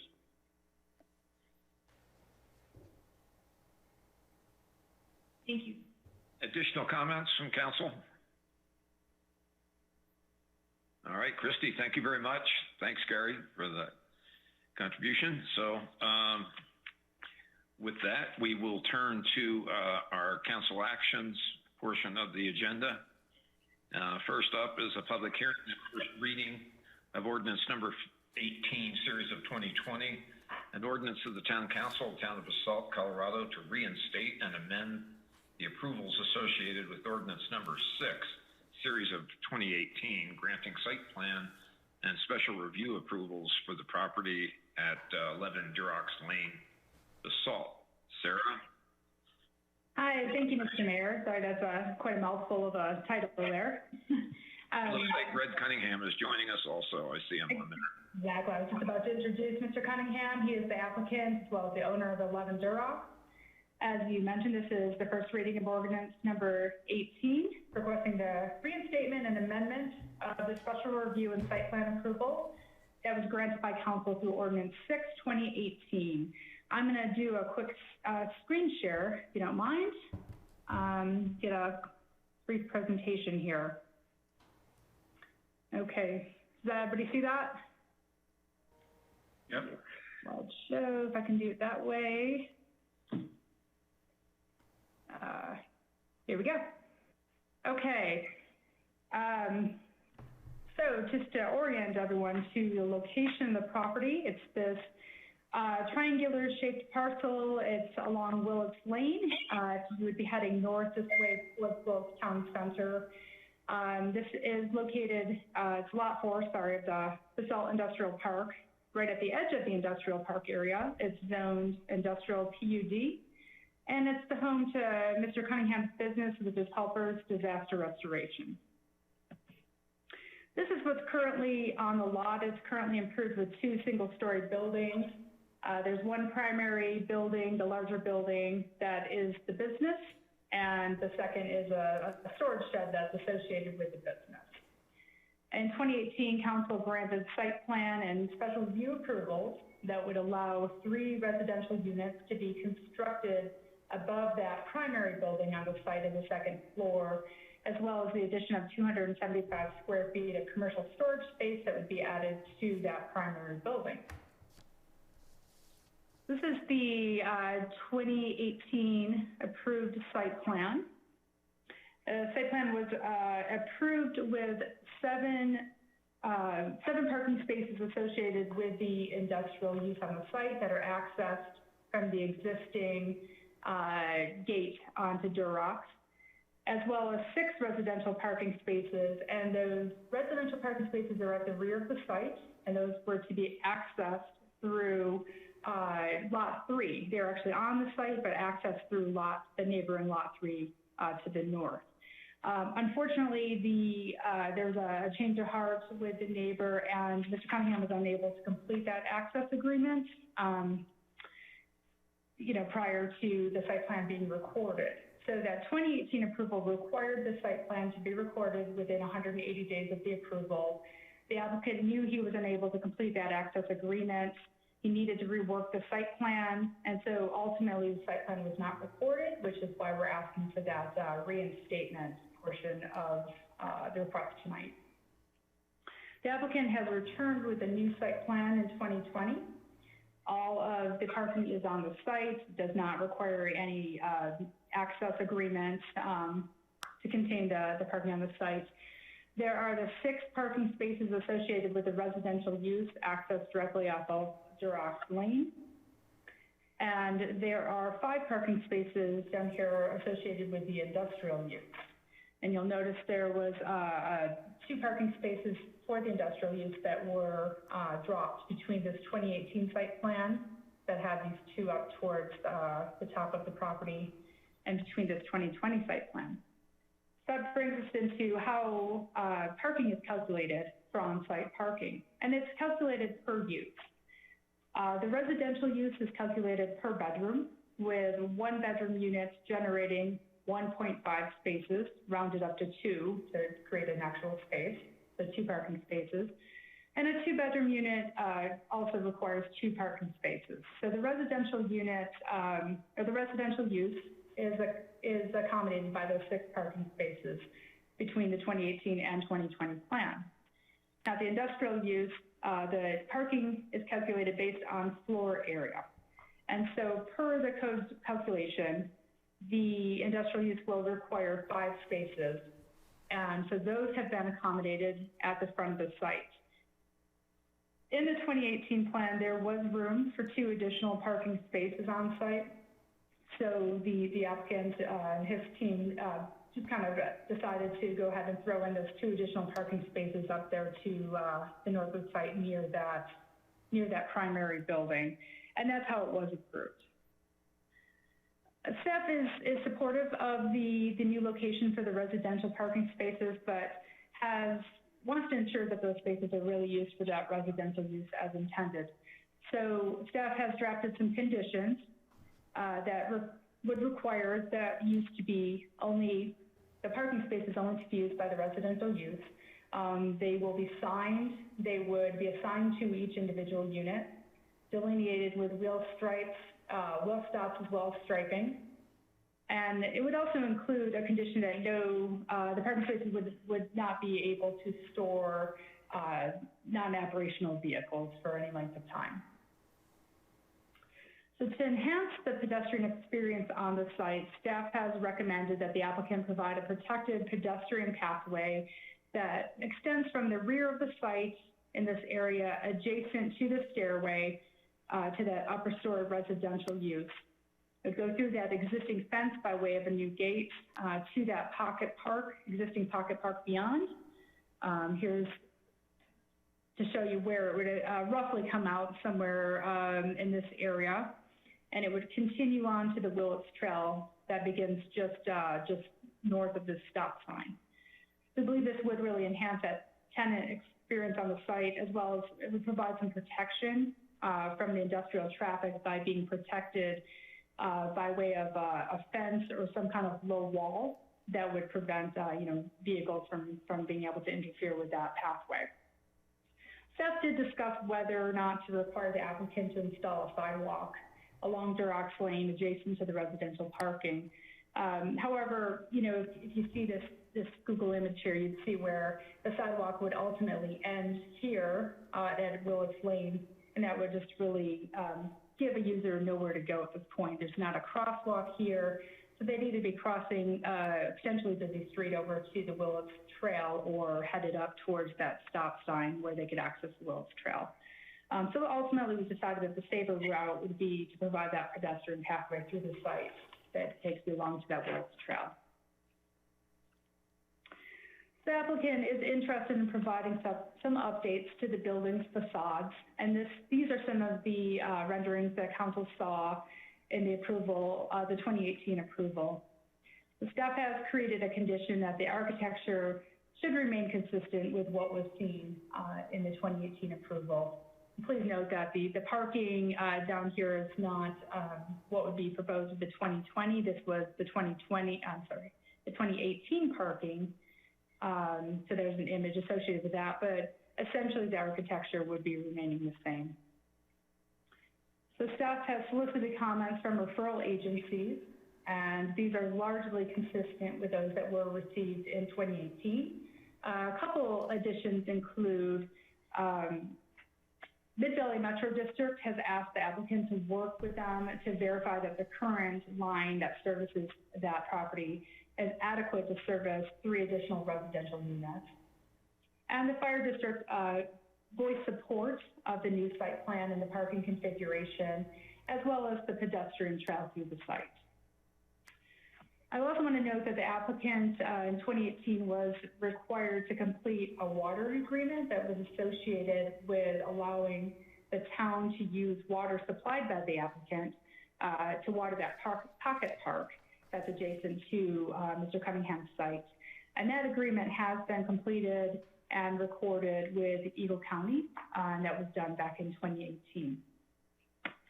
The staff is supportive of the applicant's request to reinstate and amend the approvals that were granted in 2018. The proposed housing increases the attainable and workforce stock within the town.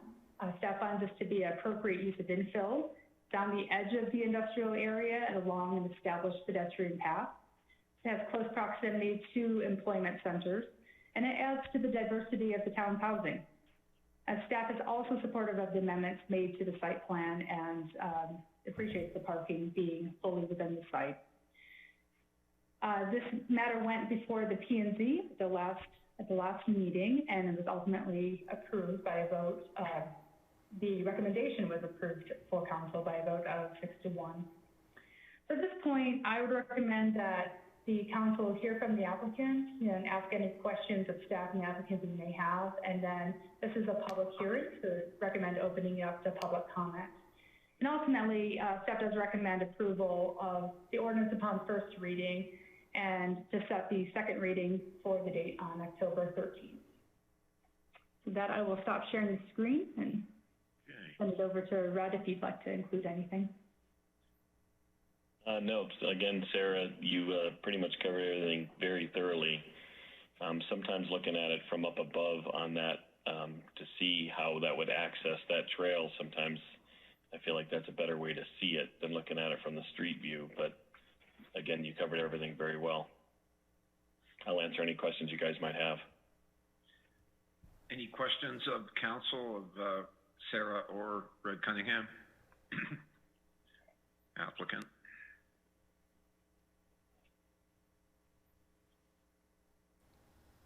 Okay.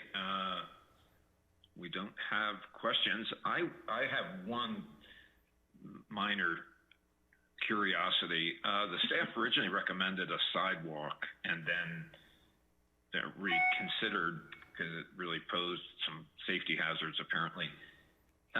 But, you know, we preserve maybe the right to revisit that in the future. Is there an easement for that sidewalk?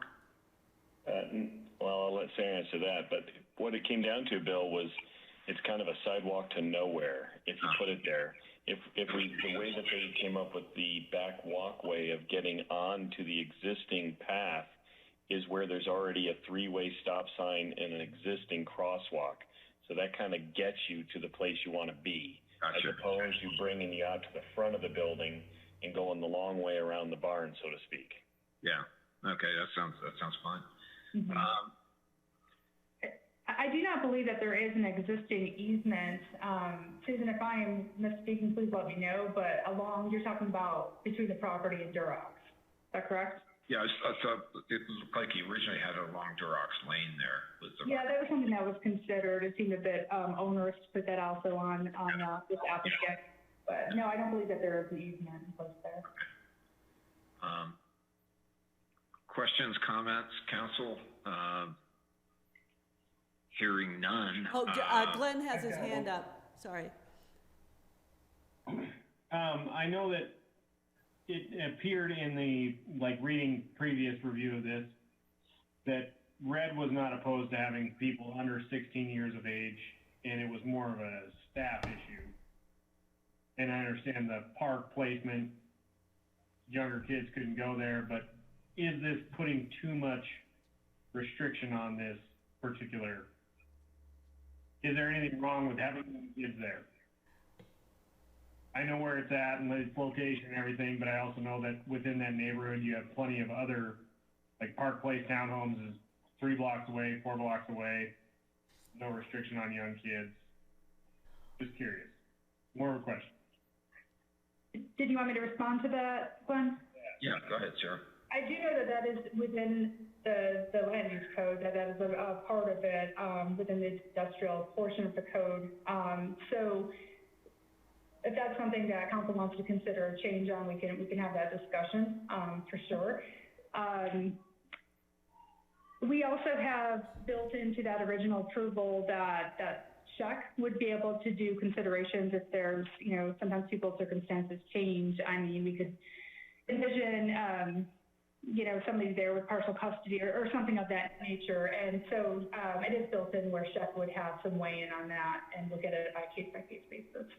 Ultimately, I was just going to add that ultimately, I think what was weighing in from Red's standpoint is that we would charge impact fees if there were children there for the school, and so those weren't going to be applicable if we kept the restriction as it was, which was not to allow people under 16 years of age. So it was going to cost him money. So ultimately, I think that kind of weighed in to Red kind of going along with our restriction, which really, originated from staff. How the code reads is that generally children are prohibitive in the industrial zone district, and through the special review process, they could be permitted. And I guess we were kind of thinking that in this very industrial neighborhood, it wasn't a great place to introduce children, and so we were recommending that we not permit them. And Red, do you feel that's restrictive on? I'm just asking. I want this all to be known. Are you feeling that that's restrictive? Obviously, you don't care because you're good with it. I accepted it because it was kind of the rule of what people wanted to do, and so I accepted it. But frankly, as an individual, I feel like it's going to be kind of a weird thing, having people live there and someone gets pregnant and then telling them now that they have a baby, they got to move out.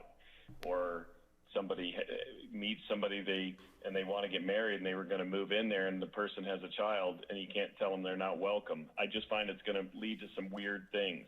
Am I willing to do it? Sure, I am. If that's what it takes to get the approvals, absolutely, I'll make it work.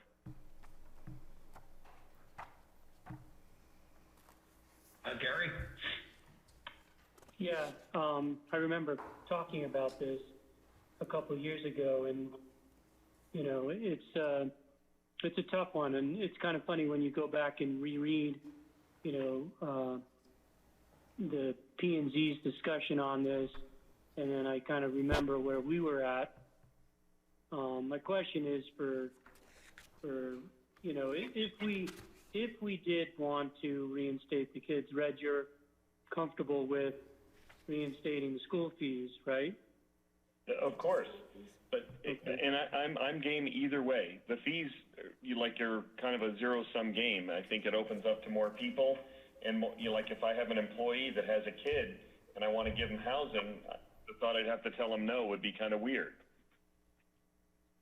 And I started thinking about how do we enforce this over time? We're putting a lot of code enforcement things on our staff, and that's what I worry about too. And it's a question for staff that, you know, really over time, having you guys, you know, be the enforcers of all these different restrictions we put on the properties.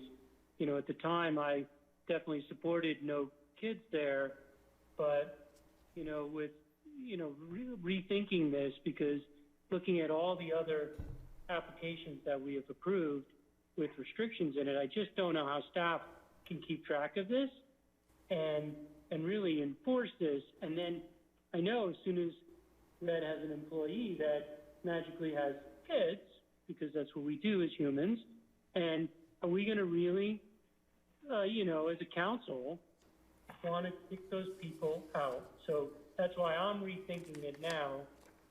We do have the special review ability to remove that, but I want to see it from staff's perspective,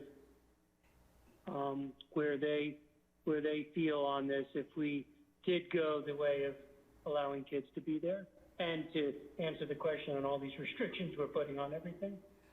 Well, I guess the other restrictions that we would talk about if we were going to allow kids is that where we have, the other issue that kind of comes into play is the industrial uses that you get in an industrial zone. So that we get complaints, by way of example, in the industrial park in Southside, where we have paint and odors, and so the residents start complaining about the uses. So, you know, what the other thing that we do is we, you know, like in Southside 4, where we have more of a transition use, then you start regulating the uses so that you don't get the tenants to complain. So if you wanted us to explore it, we could bring back some recommendations, but we weren't as worried about the enforcement because we did allow the out with Bach, you know, that could weigh in on particular circumstances. But I think if we were going to allow kids, we would want to turn it the other way, that, you know, you couldn't complain about odors or noise or things like that you get in an industrial area. So, you know, keep in mind, we don't have very many really true kind of industrial zones in the town. So we were kind of trying to prevent them from becoming, you know, kind of yuppie areas with, you know, less expensive housing that starts to regulate the type of uses in there. But again, as Sarah said, you know, it's really a council discussion ultimately. You know, I think the P&Z minutes probably reflect the discussion, you know, pretty well at the P&Z level, and we had a pretty big discussion again, you know, earlier. So I don't know, it would, if you wanted to allow kids, it would be good to get the P&Z to weigh in on it, but I don't know if it's really meritorious to do that loop. But ultimately, I guess it's up to If I can interject, I'll save all the steps.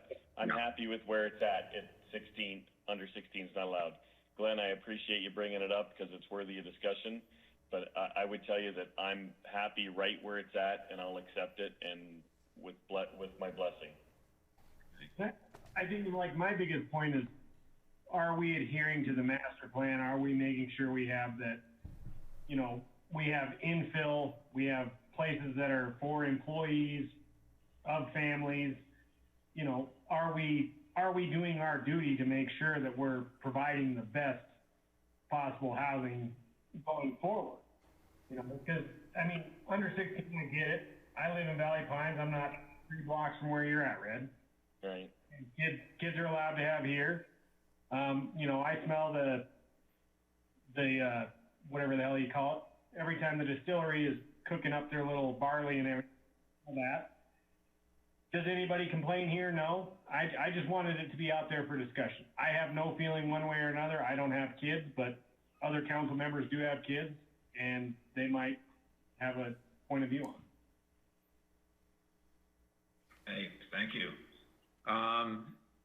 Additional comments. Ryan Slack, are you wanting to comment?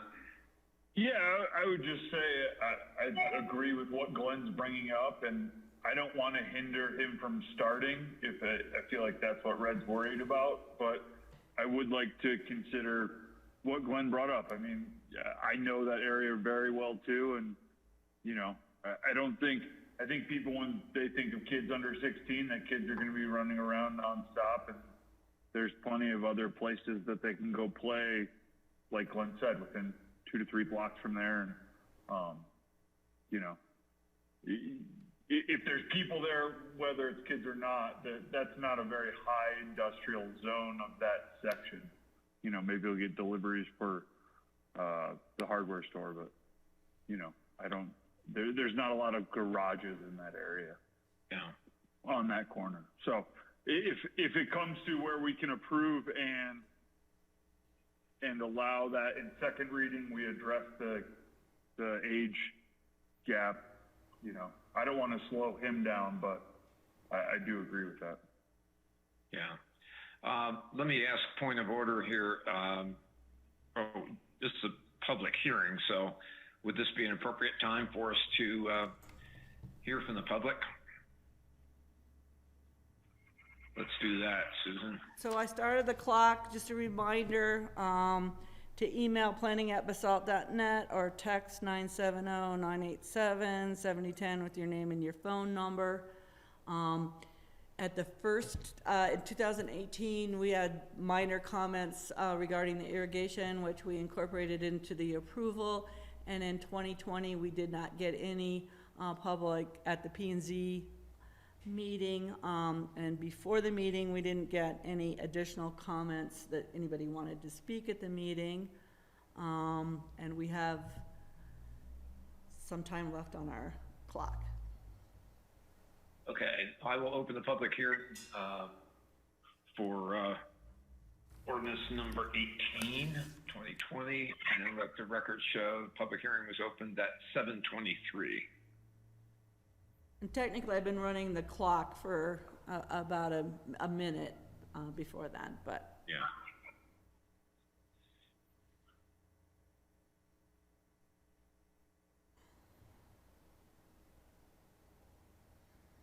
While we're waiting, make use of the time, when we contemplate a motion here, Jeff, if you would clarify, I assume that we could move to approve the ordinance and amend it to, if a counselor wanted to put forward an idea to amend the age restriction or any element of it, we could do that without going back to P&Z, or is this going to be a re-referral if we amend this in any sort of substantive way? I think the Planning Commission made its recommendations to council, so a motion on first reading with an amendment would be appropriate. Okay. All right. Okay, so our time is over, and we did not get any emails, and we didn't get any text messages that anyone wanted to speak. All right, good deal. So I'll close the public hearing, 7:25. And at this point, I would entertain a motion from council to approve on first reading ordinance number 18 of 2020.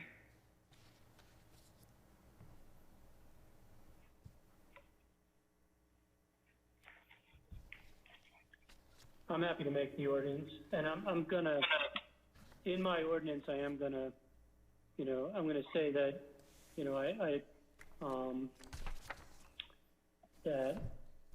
that we look, I'd like to look at this. I don't want to slow this down, and Red, this is not meant to slow this down at any way, shape, or form. I just want us to make the right decision, and I want us to be able to discuss it as a council with a little more staff review.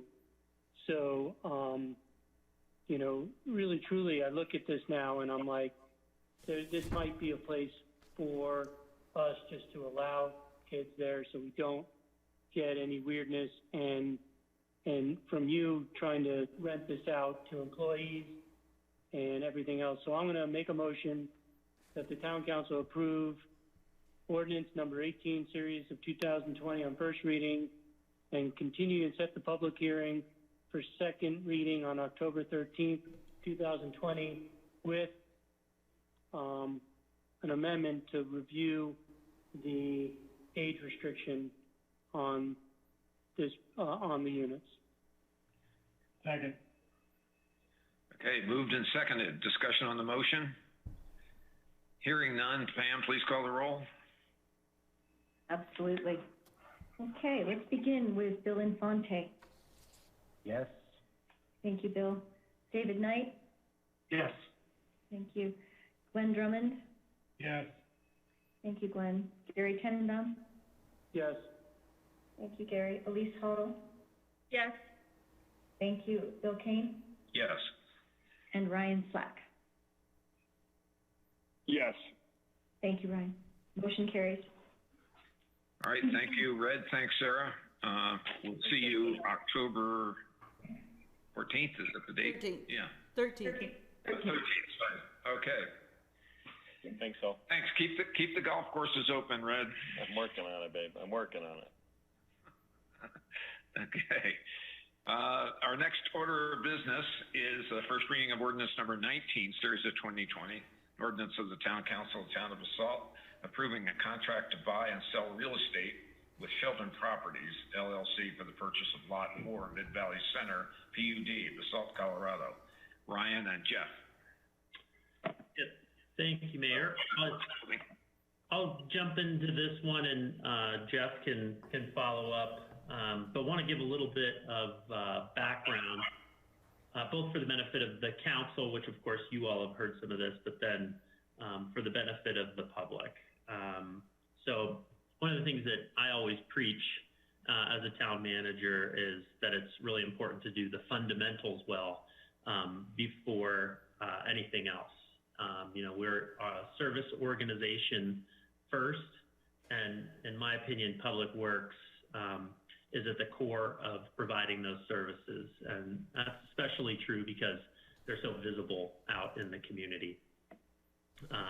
So Public Works, for those out there that may not be aware, you know, that's the crew of folks that take care of our parks and gardens, our arboretum, our streets. So they do the plowing in the winter and do the maintenance in the summertime. Our affordable housing buildings are maintained by them, as well as our municipal buildings like Town Hall, Police Department, etc. And then, of course, they provide safe drinking water into a portion of town. So they have a lot on their plate. Back in 2006 is as far back as I found a study where the town began to look at properties and you know, knew there was a need for a new Public Works facility. We've been growing. The Public Works facility we are in today is the Public Works facility we were in before there was a Willits, before there was a Southside in the form that it's in today. So we've certainly done quite a bit of growing. When I looked back, we've added about 1,000 people to our population just within the town limits.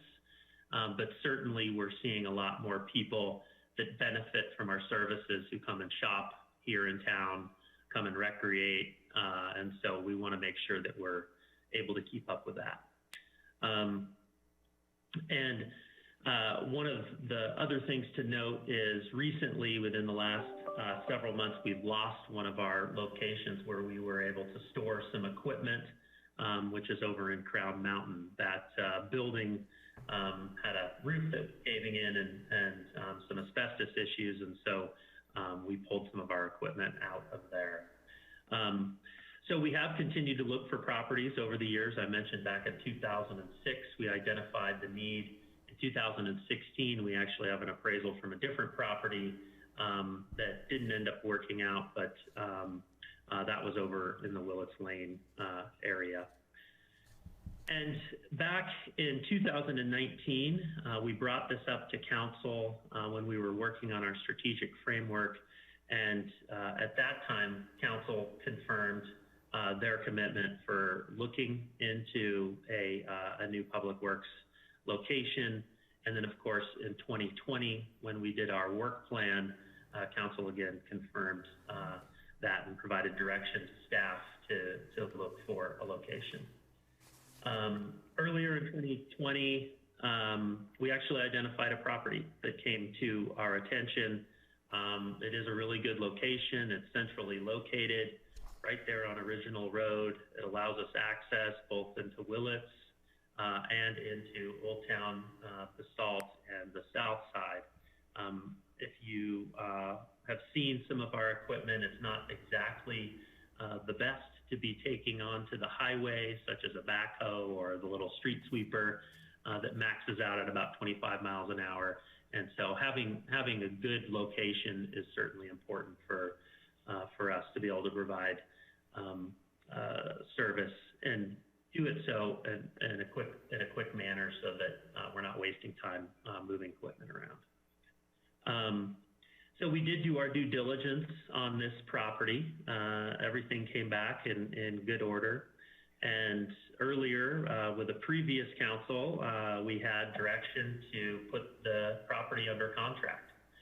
And that was in about the March timeframe. We did a first reading on an ordinance, and then, of course, COVID hit. And so we were into an uncertain time. About a month after that, in April, we had a new council elected, and the new council on their very first meeting were faced with a pretty tough decision, which was going to be a second reading of an ordinance to purchase a property, and that came when there was quite a bit of economic uncertainty, as we talked about earlier tonight. But since that time, we've certainly learned a lot about our local economy and have done a lot of projecting with our revenues. We've also updated our reserve policy in that time, and things are looking pretty good financially for the town, as we talked about.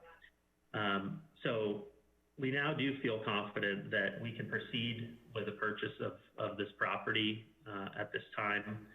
And, you know, I think it's important to note that we have been conservative with taxpayer money and are able to make this purchase with cash and still meet our reserve policy. I think it is important to keep in mind that this purchase will outlast COVID-19. As, you know, government employees, we are tasked with both looking at today as well as 20 years from now. And to pass up an opportunity with a location like this for, you know, a short-term gain or a short-term worry, I don't think is in our best interest, just given where we are financially and all of the work we've done to make this purchase with eyes wide open.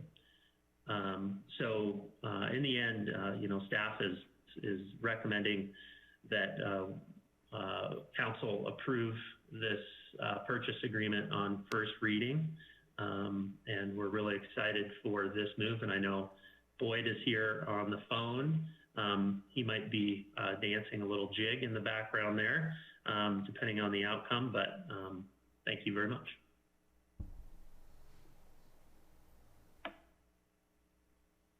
And Ryan, I'll just add briefly that the contract that was an exhibit to the ordinance was amended only slightly, just to adjust a couple of the due diligence deadlines after a discussion with the seller. And the contract has been executed by the seller and is subject to approval by town council.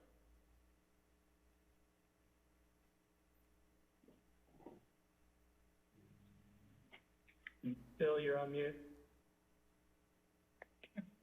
And Elise has her hand up. Oh, Bill, you're on mute. Mayor.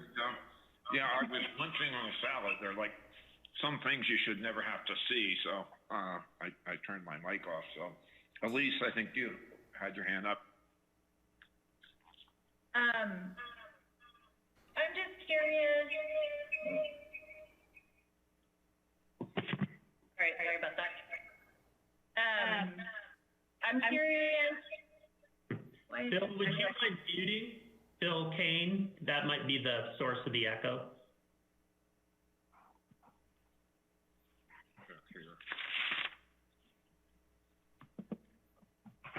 All right, let's try this again. Okay, that sounds better. I'm curious, my understanding was that this property was under contract with another company, and then it fell through and became available again, and I'm just curious if we know what the reason was. Just want to make sure that there isn't some, like, deep, dark secret we should know about. You know, I don't know what the ultimate decision by that company was. There's an issue that they came and talked to us about that for us wasn't an issue in our due diligence, which is access through the site. There's contemplated with CDOT an access agreement that would allow for vehicular access between Willets Lane and Original Road there. And for those folks, that was one thing that they brought up, asking us to basically work with CDOT to get rid of that condition. But, we didn't feel like that was an appropriate thing to do at the time. And it was also a three-party agreement, both, between CDOT, the town, and Eagle County as well. And so, we went through and did all the due diligence, as I said, and, nothing turned up that was going to be a deal killer for us. Okay. Anyone else? Bill? You're on mute. Bill, you're on mute. Sorry about that. Yeah, I guess going back a year or so when we first began contemplating this, I did have reservations, and I guess I still have the same reservations, beginning with my reticence to enter into this type of a contract, which comes across to me as a sole source procurement and a non-competitive expenditure. And so, the fact that we have not publicized this in a manner and have not recruited other input from real estate professionals is a little bit troubling. But I also have to note that when the project was first described, or when the need for a management maintenance service area was first described, we were talking about a significantly larger parcel that was originally forecast to be needed. And so this one being significantly smaller invariably raises the question about whether this is going to be sufficient over the long haul. But on the same theme of size, it seems like an extraordinarily high price for a parcel that is less desirable, as we have previously discussed as council as well. There are some negatives to this, notwithstanding the fact that it is in the Mid-Valley. So again, I'm concerned about that. But having received input from local realtors and from valuation experts, there is a question about the cost. And so one recommendation would be to hire and contract a real estate professional to help us move forward with this and make an informed decision. But it's also impossible not to note that, again, there are a lot of I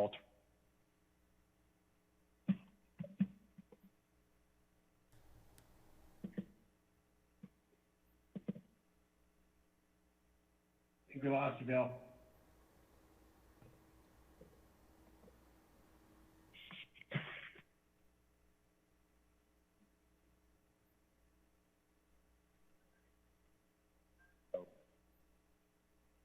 I'm not sure how much of that you missed. Everything.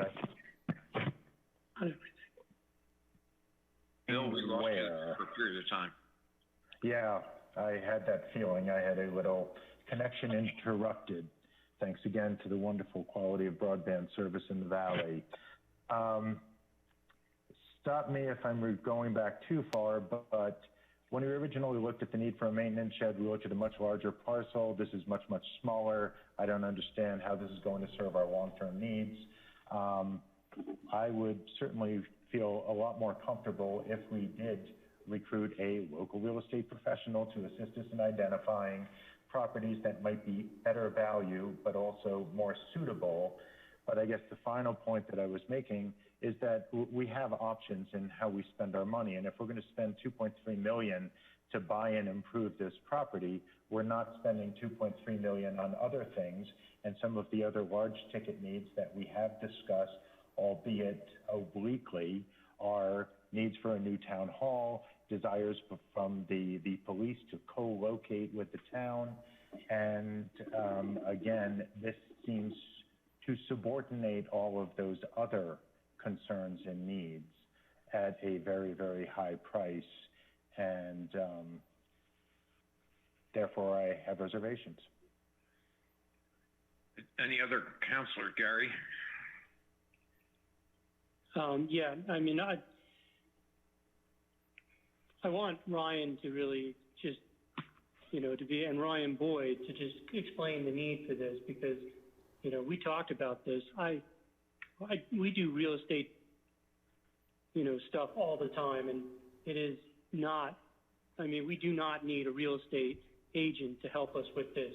You can easily look at all the properties that are available out there. I think that's an absurd thing to think that a real estate agent is actually going to make this any better, considering what we've looked at in the past. But, I just want Ryan to respond to the adequacy, and Boyd, of this site for what we need, because this has been an ongoing need for the town for over 15 years that I've been, working in the town.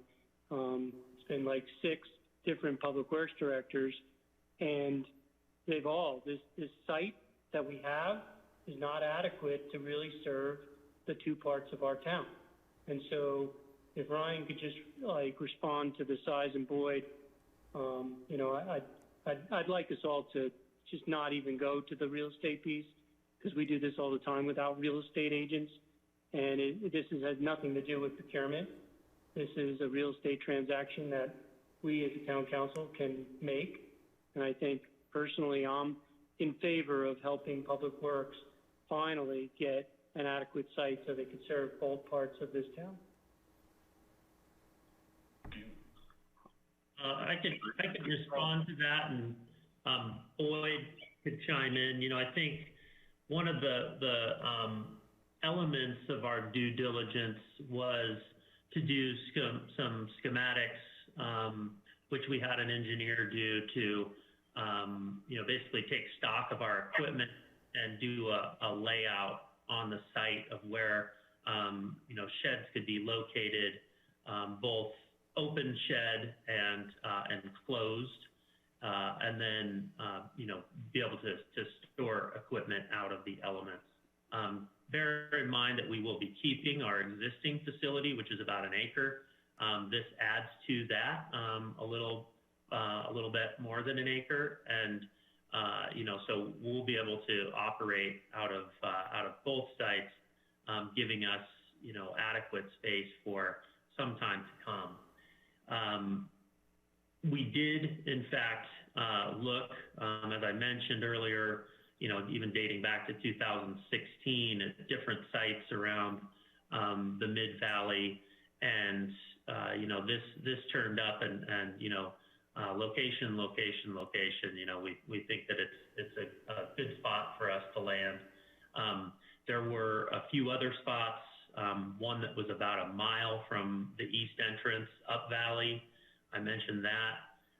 The issue with that is there's no light, and so I'd have staff, both in town equipment and their own vehicles, crossing traffic coming down Valley without the benefit of a signal. And over time, that makes me uncomfortable. It was also probably a little too big, just adding management duties that aren't, keeping focus on, the core town duties we have. We looked at some other sites right around the one that we had, or that we currently operate out of. Skico owns one that they had for sale. But, the location of that, just with the visibility and sort of the quality of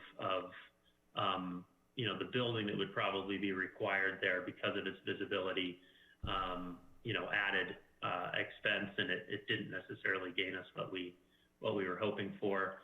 And then there's a site down in the industrial park currently that's occupied, but it would require probably a tear down because the bays are just too small to really fit our equipment into.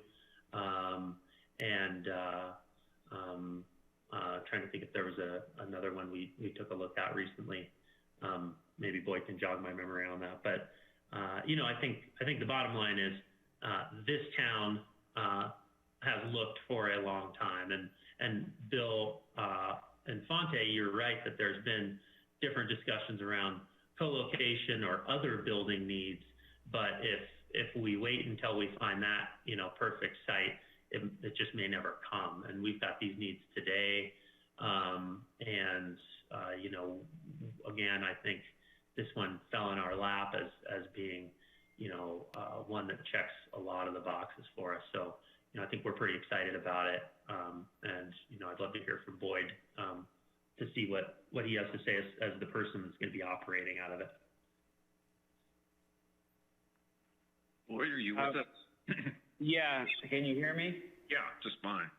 Okay, what I like about this site is centrally located, and the fact that it's already set up with, the gravel decking, and is perfect for us to put some pole barns up. And the biggest thing with our equipment and our trucks and different things is not so much the snow, it's the sun that eats the plastics up and eats the equipment up, and that really cost us money going forward.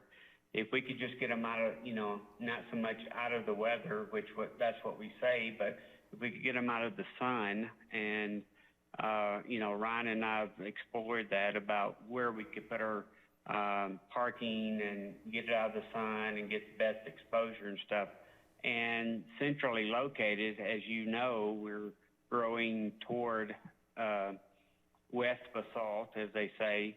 I think this, comes to a perfect location as far as being able for a service location. As Ryan said, our equipment, it's great equipment, but we're limited. We can't get out on Highway 82 and run it back and forth. We have to take the back trails, and we have to be conscious of how we move our equipment around, and this location works out perfect for that. Okay, Glenn? I'd just like to, kind of cite the master planning process.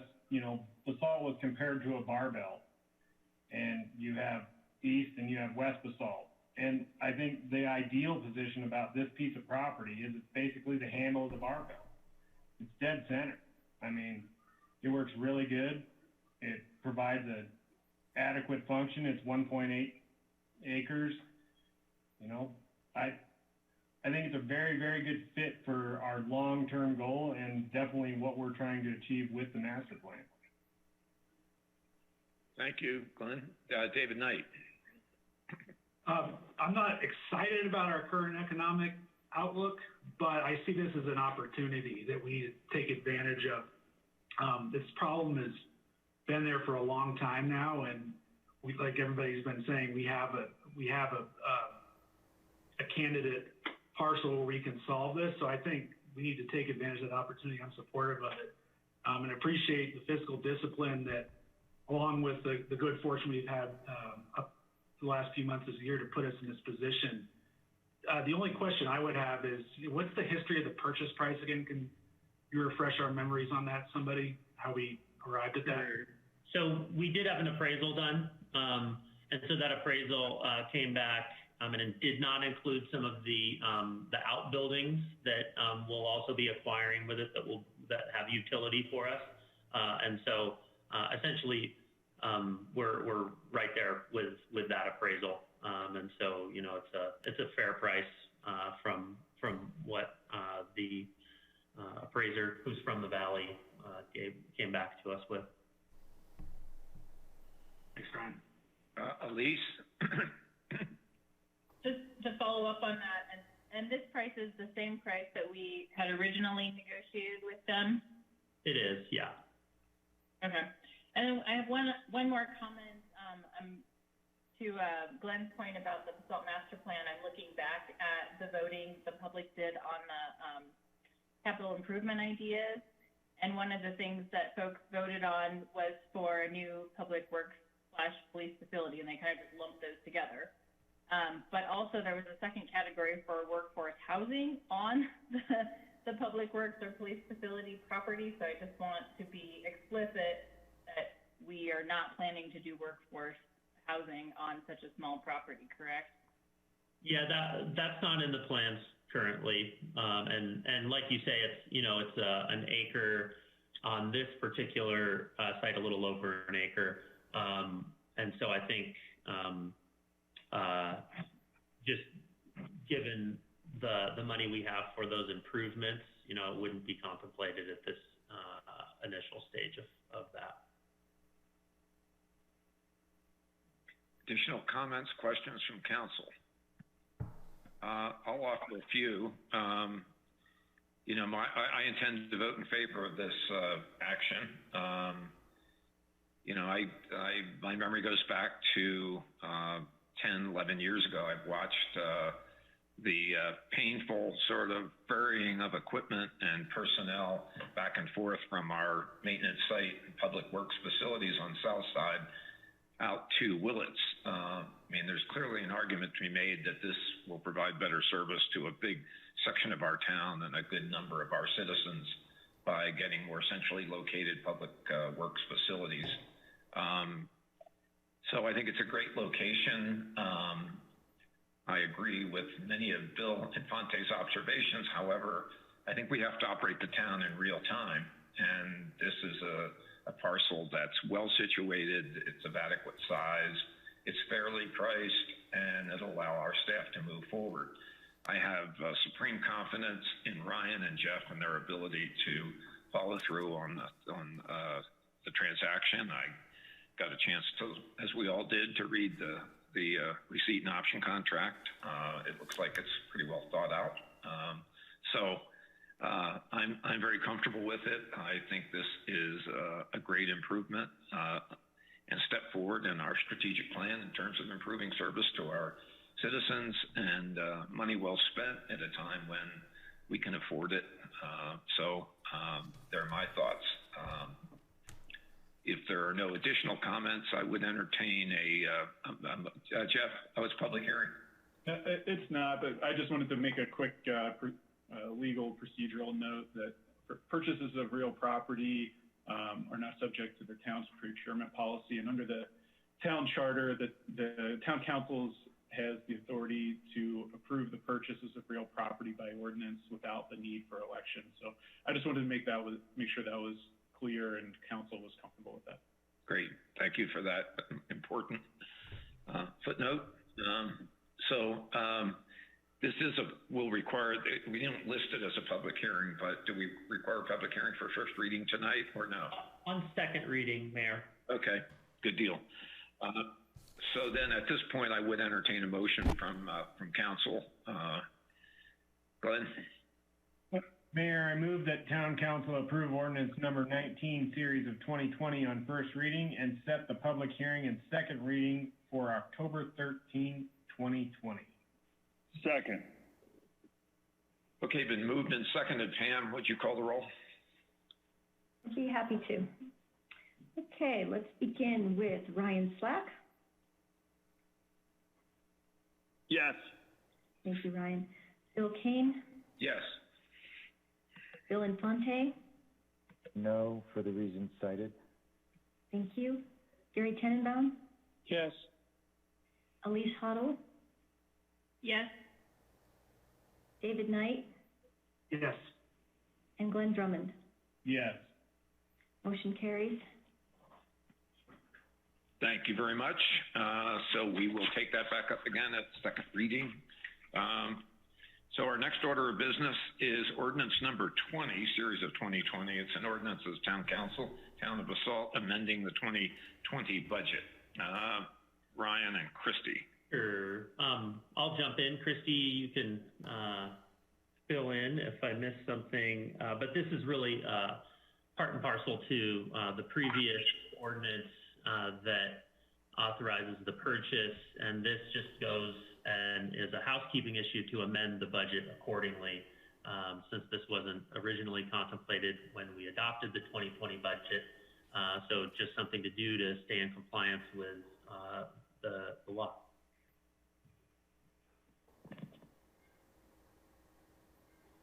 Okay. Questions of council?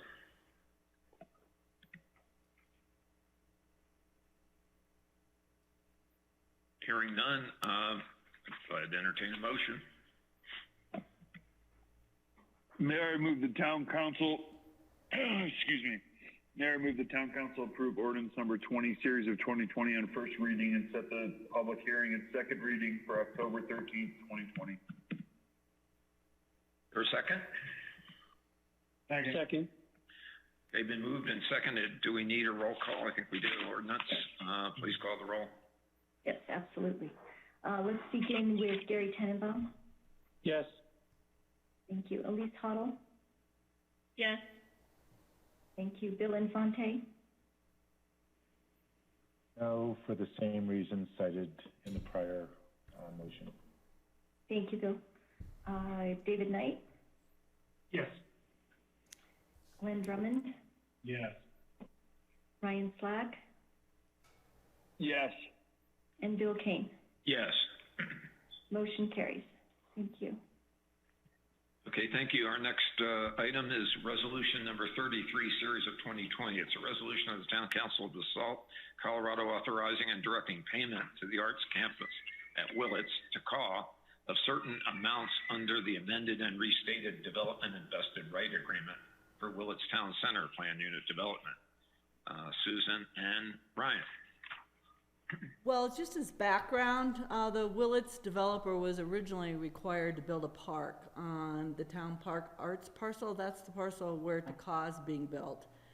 And it didn't make sense for the town to require the developer to build a park when we wanted it to be used as a performing arts center. So when we approved some amendments a couple years ago, we renegotiated with the developer, and we entered into this amended and restated development and vested rights agreement for Willits Town Center. So instead of having the developer build the park, we negotiated that we would agree to cost estimates of what that park, building the park would be, and once those, it was mutually agreed to, the developer would pay the town of Basalt.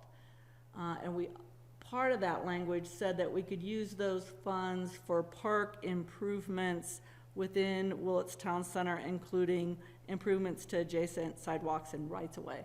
So immediately after we entered into that agreement, TACA was looking for us to be able to turn those funds over to them once we agreed on the amount. And I think Mayor Kane had kind of reported on the status of kind of our negotiations on that. We finally came to agreement that the developer would pay us $250,000. And so instead of us, the developer paying us and then us turning over the money to the developer, over to TACA, we thought it was a lot more efficient for the developer to turn the money directly over to TACA.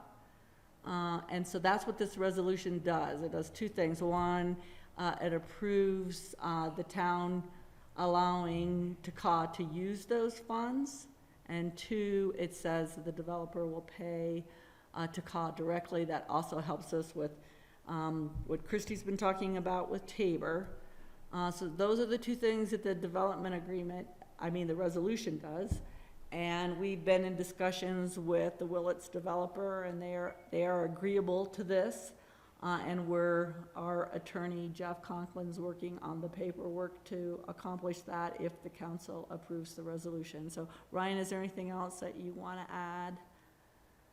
Staff was supporting, The only other thing I would say is that we've also, made TACA aware of this arrangement, and they're amenable, and then they also understand that as far as taking that payment directly, they are still beholden to the obligations of it being used for the park-like features that are contemplated in the ordinance.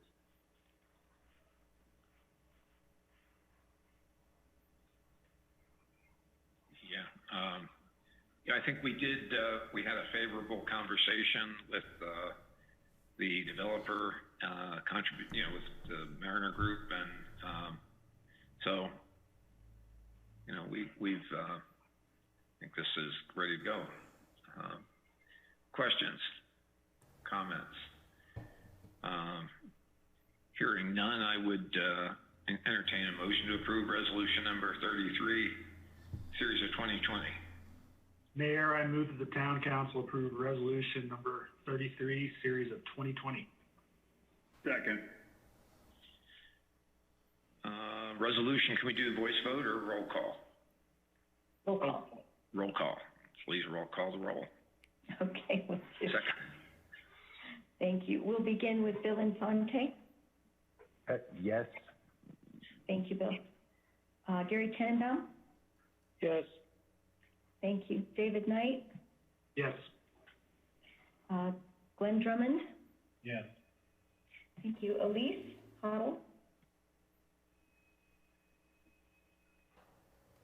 I'm sorry, Elise, can you hear me? Oh, yes, I think I talked over. Oh, I'm sorry. Thank you. Ryan Slack? Yes. Thank you, Ryan. And Bill Kane? Yes. Thank you. Motion is unanimous. Thank you. Okay, next item is resolution number 34, series of 2020. It's a resolution of the town of Basalt, Colorado, supporting the passage of statewide amendment B regarding Gallagher repeal and Eagle County ballot issue regarding Gallagher stabilization. So, Ryan, can you tell us where we are? Sure, here we go.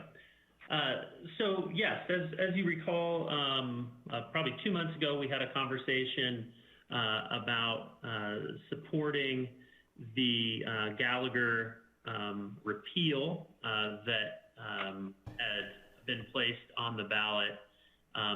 I believe Northwest COG was looking at doing a support resolution themselves. In addition, we called the Colorado Municipal League to see where they were, and they had been working on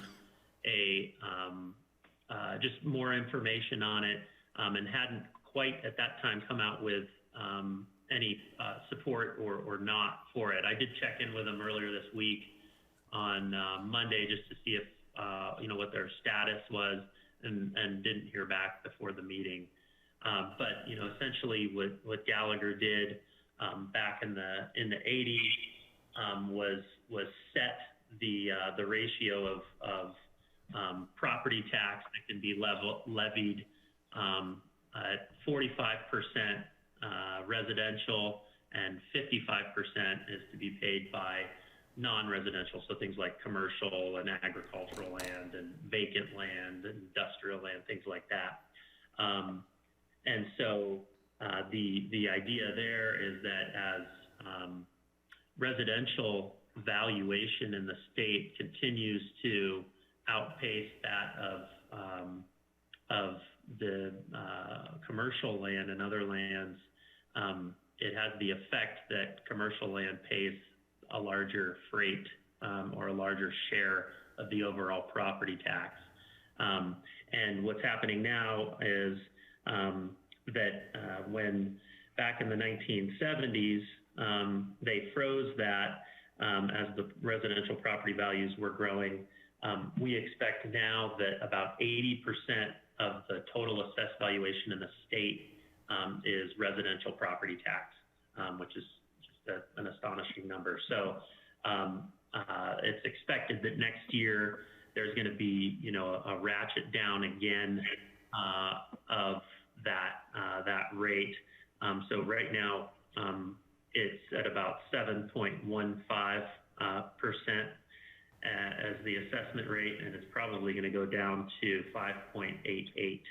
And so the idea with this repeal is that it would allow it to just freeze it again at these two assessment rates, so 7.15 for residential, and then the 29% for non-residential properties.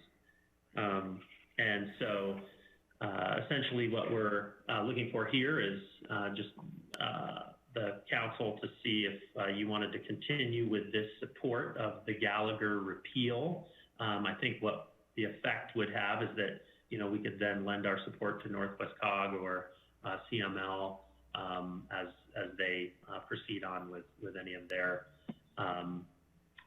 amendment or any of their support for this.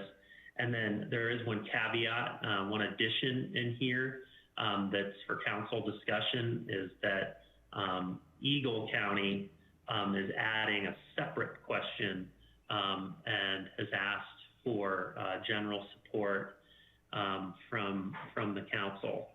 And so I think that theirs is put on there as a safety net. If it passes at the state level, then, their question is essentially moot. But I think that there was some concern that it might not pass at the state level. I think there will be a concerted and funded effort by opposers to keep it as it is today. So with that, Jeff, you've got your hand up already. Yeah, I do. I have just two quick notes, I guess. First is that CML does support Amendment B. They do support the repeal of Gallagher, and they sent out a note today that said they support it because it will resolve conflicts in the Colorado Constitution, provide additional flexibility to lawmakers, and help to stabilize local property revenues over time. And then just one other note on the Eagle County measure, as Ryan said, it's basically to allow them to adjust their mill levy to maintain prior year revenues in the event that there's an adjustment to the assessment rate that would cause a reduction in the revenues from that property tax. So. Uh-oh, Jeff, you're mute. Did we lose him? I think the call.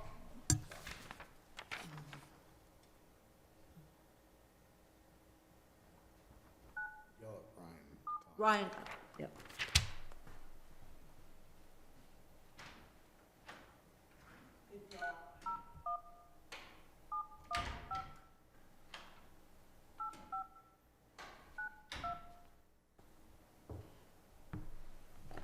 Welcome to Zoom.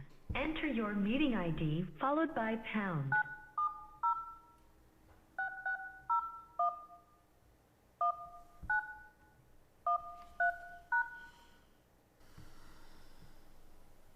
Enter your participant ID followed by pound. Otherwise, please enter the meeting password followed by pound.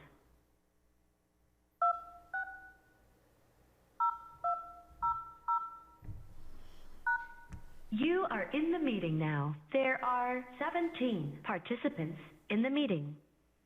We do really long meetings in Picken and on Zoom, and we just don't have that same thing. So we've been dealing with ProVelocity and our phone carrier since this started, that these problems started. So it's an internet crash thing? We don't know. Well, Bill Kane did a freeze before, so luckily he unfroze. So we're back up. One thing that Pam, they did was extend the time. They found that there was a time issue, and then they extended that, but that didn't seem to Right. Didn't Yeah. seem to resolve that, yeah. So they're still looking at it, and we do call them with the time. So that we lose the calls, so they can track them. Okay, are we back up? We're back up. Okay, so unless there are further questions, I would entertain a motion to approve the Question. resolution. Pardon? Yeah, I'm Question. sorry, please go ahead. Okay, so this is all new to me as a new counselor, you know, having a resolution to state an opinion of the council. And it feels weird to me. Is there a precedent for this? Like, what other resolutions has the town of Basalt done similar to this? Let's see, at the last election, there were, like last November, there were a few measures on there that the council supported, and I don't remember off the top of my head exactly what they were. So I wouldn't be able to enlighten you there, but there is precedent for it. Some councils choose not to. Some councils like to do it if it's an issue that they feel strongly about. So it's just, you know, at the council's discretion, really. And Jeff, I don't know if you have any other anything to add. In my time with the town, yeah, as Ryan mentioned, there's been, I believe, just a couple of resolutions expressing support for different ballot measures, but there is authority under the Fair Campaign Practices Act for municipalities to adopt resolutions taking a position on a particular issue, such as this. But it's within the town council's discretion what they'd like to do. Yeah, there was. Sorry, I was just going to say that you've done something similar recently supporting legislation, you know, but of course not at the state level. You know, it was more at the federal level where you took a stance on something that the council felt strongly about. So similar, it wasn't an election issue necessarily, but certainly a policy stance. I would think it's very similar to, like, you know, we're all happy with the Colorado Great Outdoors Act. We endorse that. I would think it's along those lines. Mm-hmm. Does that answer your question, Elise? It does. Okay, thanks. All right, with that, I would entertain a motion to approve resolution number 34, series of 2020. So moved. Moves there a second? Second. Okay, moved and seconded. Pam, please call the roll. Okay, thank you. Let's begin with Glenn Drummond. Yes. Thank you. Bill Kane. Yes. Thank you. Ryan Slack. Yes. Thank you. Gary Tenenbaum. Yes. Thank you. Elise Hoddle. Yes. Thank you. David Knight. Yes. Thank you. And Bill Infante. Yes. Thank you. Motion carries unanimously. All right, thank you. We move on to resolution number 35, resolution of the Town Council of Basalt, Colorado, approving an intergovernmental agreement between the city and town councils of the city of Aspen, town of Snowmass Village, town of Basalt, and town of Carbondale regarding the provision of mutual coverage for inspection services between the municipalities. So, Ryan. Yeah, so I'll jump in on this one. Essentially, what this is a cooperative agreement among the building departments. Many of the building departments are, you know, one-man shows that ours included. And so when a vacation comes up or a need to be off, this allows them to lean on their partners at the other municipalities or governments just to help out with inspections and things like that. We, with our previous building official, he used to do this same type of exchange with the building official in Carbondale. And so certainly something that's familiar with us already and practiced somewhat regularly. So kind of a housekeeping thing. And the other governments, by the way, have already endorsed this. So we're just kind of running up on the tail end. Great. Questions from council? I know this is paid off in previous years where, we have one building inspector and he covers a lot of ground. So this is a good deal, I think, for everybody. Is there a motion to approve resolution number 35, series of 2020? Mayor, I move the town council approve resolution number 35, series of 2020. Second. Okay, moved and seconded. Pam, please call the roll. Thank you. Who was the second on that? I'm sorry. Thank you, David. Glenn. Oh, I thought it was Glenn. Not always quick enough to see that yellow light shine up. Let's begin with Elise Hoddle. Yes. Thank you. Gary Tenenbaum. Yes. Thank you. Bill Infante. Yes. Thank you. Bill Kane. Yes. Thank you. Ryan Slack. Yes. Thank you. Glenn Drummond. Yes. And David Knight. Yes. Thank you. Motion carries unanimously.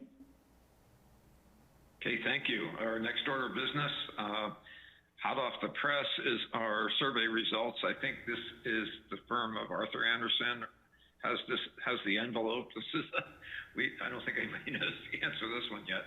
So with that,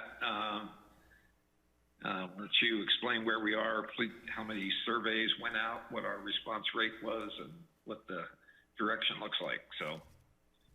Sure. So I'm going to share my screen, and then I think Christy and I will tag team this one a little bit. And I know Arthur Anderson's out of business, by the way. Right. So, okay. So let me see if I can. All right. Can everybody see that? Mm-hmm. Great. So as you recall at the last meeting, we had said that we'd like to send out a quick survey just to kind of take the pulse of the business community. And so we did just that. We sent out to a little over 100 folks, 105, I think the number was. And we got 33 respondents.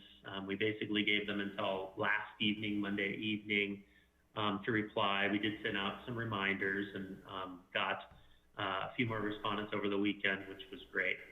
And so we had, a couple of questions to ask as we did send it out to a number of our local businesses. And as you can see, retail was the lion's share, followed by restaurants. And then we had lodging, gyms, and some other businesses. Then we asked just a question about the impact and trying to figure out on a scale of 1 to 5, were you really impacted or, not so much? And of course, 0 answered not so much. Hey, Ryan, can I ask a question? Were you trying to advance the slides or not? Okay, you're not. So you have to do the enable editing. No, hit the enable editing up at the top, because I think you have like a. Can you guys see this? Yeah, now we can. Oh, that. Okay. Yep, that's why. Sorry. Okay. Great. Screen. Thank you. Appreciate it. Okay. Can you go and back then, to this quick sec? Oh. Because we didn't get. Yeah, you didn't see that one either. Okay. One sec. Let me start this over. Okay. Let's try again. Okay. Can you see that now? Yes, thank you. Okay, great. So sorry about that. Thanks for jumping in there, Susan. So you can see who the respondents were. It was largely from our retail and restaurant sector, but we did send it out to other businesses as well and got some feedback there. And then asked this question about the impact of coronavirus. And you can see about half of the respondents said that they were heavily impacted, and another quarter indicated that they were, a 4, so obviously on that heavier spectrum. And then the last slide was kind of asking, what can we do to help? We've got this money from the CARES Act, and it was pretty interesting. It was a lot of different responses. Definitely had the rent and mortgage relief as the largest ask there, followed by the PPE, as well as employee retention coming in as second most important, and then looking at Basalt Bucks, individual marketing for businesses, and then finally townwide marketing efforts and outdoor dining grants as being the last. And so it was, just interesting feedback for us to understand that. And, I think where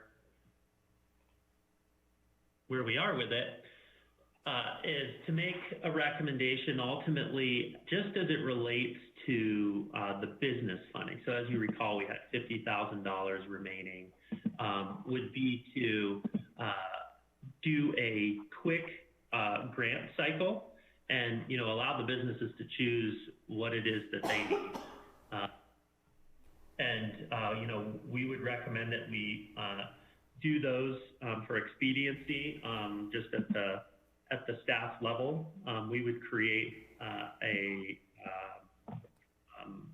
an application for folks. We want to make sure that obviously they're in compliance with the CARES Act rules, and we could review those and be able to get the money out to them relatively quickly.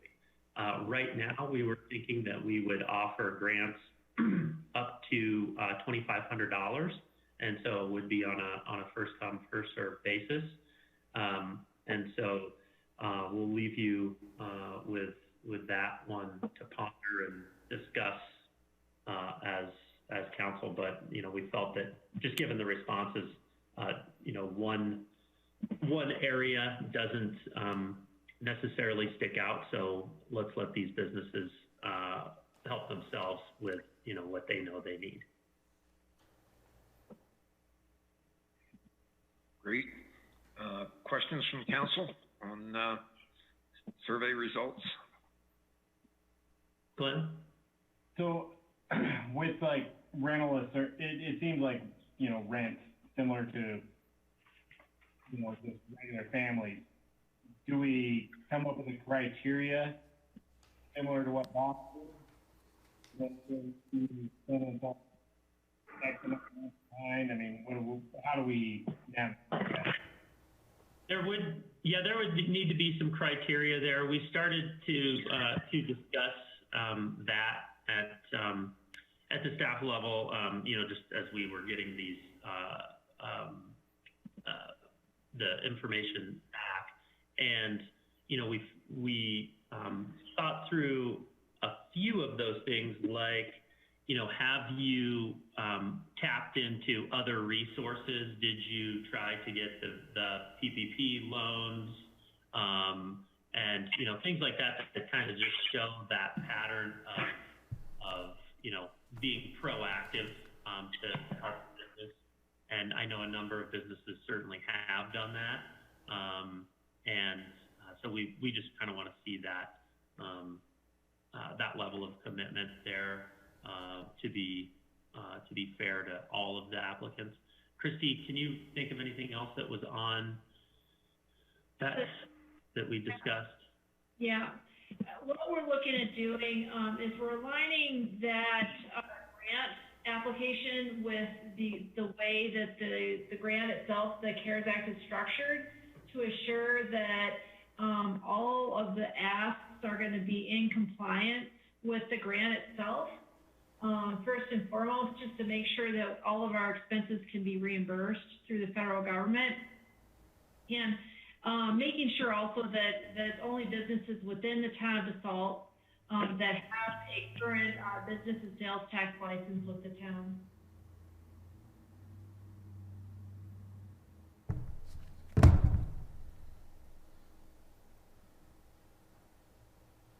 Questions, comments?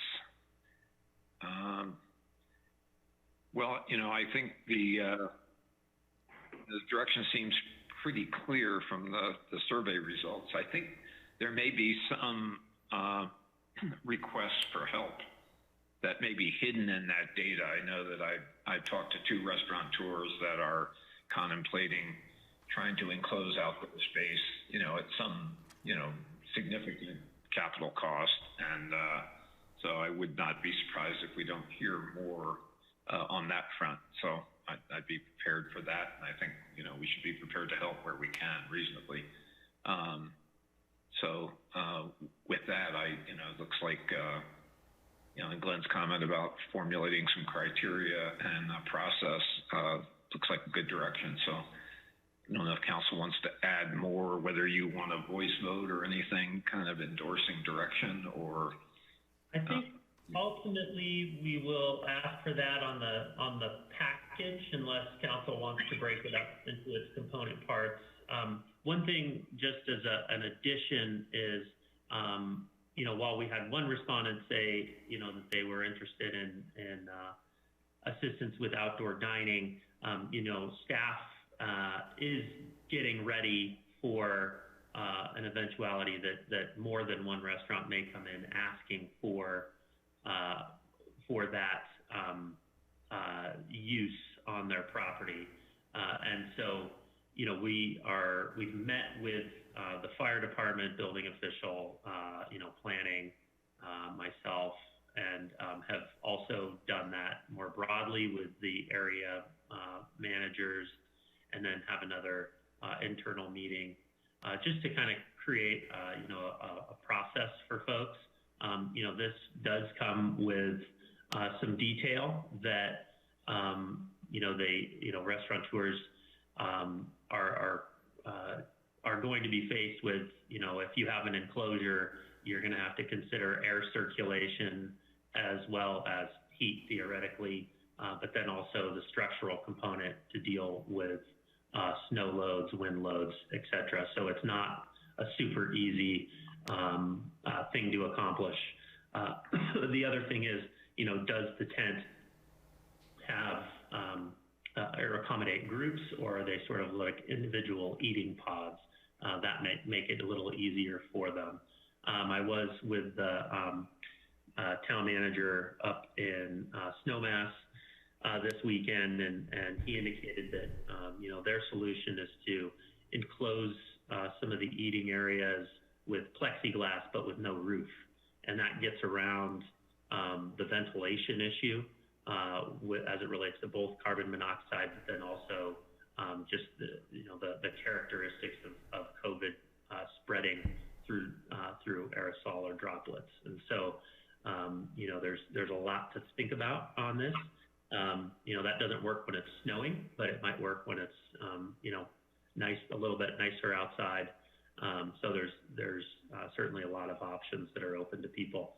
And I think the other thing is, like, I'll just draw it to a personal experience, trying to get a hold of a new bike in this era is next to impossible. I wouldn't be surprised if getting access to tents is going to be difficult. I do know that even getting a hold of plexiglass right now is tough. So I think people are going to need to get creative. But one of the things that does seem to be a trend is that the eating and the outdoor dining on public property seems to be going away. I think just with the snow and the need for snow storage, plowing, et cetera, that it's kind of reeling back to the private side of things. So that's just a quick sidebar of what we know so far on that, but it's our intention to be ready and be helpful for when that does come up. And if I may, just briefly, there were 4 other thoughts for contributions, and this was sort of more on the community side of things, which of course we heard about the rental assistance for $15,000. Food Bank of the Rockies. Lise, you had asked a question about food being delivered to the Roaring Fork Apartments. I did follow up on that. and that was not at the direction of Food Bank of the Rockies.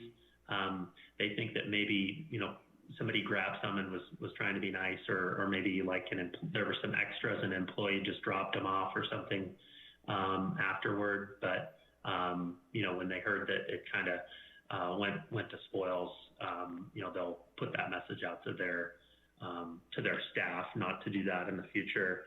And then, of course, we had the Mid-Valley Clinic where they're providing some free testing and as well as medical services, and they're doing a lot of volunteering on the Mira bus for testing, and have a nonprofit set up to be able to provide those services. And then lastly, the Basalt Chamber, who have been doing quite a bit of support, not only for the businesses and helping them get information on PPP, but then also business resources. We have new businesses that are coming in and talking to them as they're moving to town, not only residential interest, but then, as they move here, they want to set up businesses or have a place to work. So that's working. And then, just being general support on messaging and stuff like that, which has been really valuable for us. So that's kind of all of it in a nutshell. Sorry it took so long. Thank you. Additional discussion? Thanks. Elise, go ahead. One quick thought. As we were talking through the survey results, and how, different businesses needed different things, one thing that occurred to me, and granted I realized that, going out to the public with a survey is a lot more work than compiling the answers of 33 business surveys, but I just think it would be really interesting to talk to the public and, ask them, how do you see things changing for you in the winter? What would make you comfortable to go inside, or, what would make you comfortable to frequent a business or, a gym or whatever? And providing that feedback, to the businesses to help them make those decisions. I don't know if that's a realistic thing, but it would be a nice way to reach out to the community and incorporate, that feedback to successful, healthy, and safe, business economy through the winter. I'd like to say, as a member of the public, not getting infected with a deadly virus. Thanks, Glenn. Helpful. Yeah, thanks. I think the state and perhaps even the Colorado Association of Ski Towns may have been doing some survey work on that, what people's propensity will be to dine indoors and how secure they feel about the social distancing and spacing plans. And I know the state has, or I think there was a story in the Denver Post about concern, people's reluctance to eat indoors in the winter is significant. So going to be some consumer resistance undoubtedly. Yeah, we had that data that was sent out to us not too long ago. I could share that with council just so you can kind of see where people are. But there certainly is still some reluctance for dining indoors, and so I think what we're hearing on some feedback is for these restaurateurs to be looking at building up their takeout model and really trying to push that. Of course, that has its limitations, but trying to get entrepreneurial in what they are offering maybe a bit different from what they've done traditionally. And so if we can offer that and push that information out there as well, we're certainly happy to do that. And one thing to keep in mind, we are in end of September, so near October. All of the money does have to be spent by the end of December. So we do have a little bit of a timeline that we want to just make sure that we don't have to turn any money back at the end of the day. Thank you. Well, if there's no further discussion, we will turn to our next agenda topic, which is an update on CDC and the River Park project. Actually, Mayor? Yeah.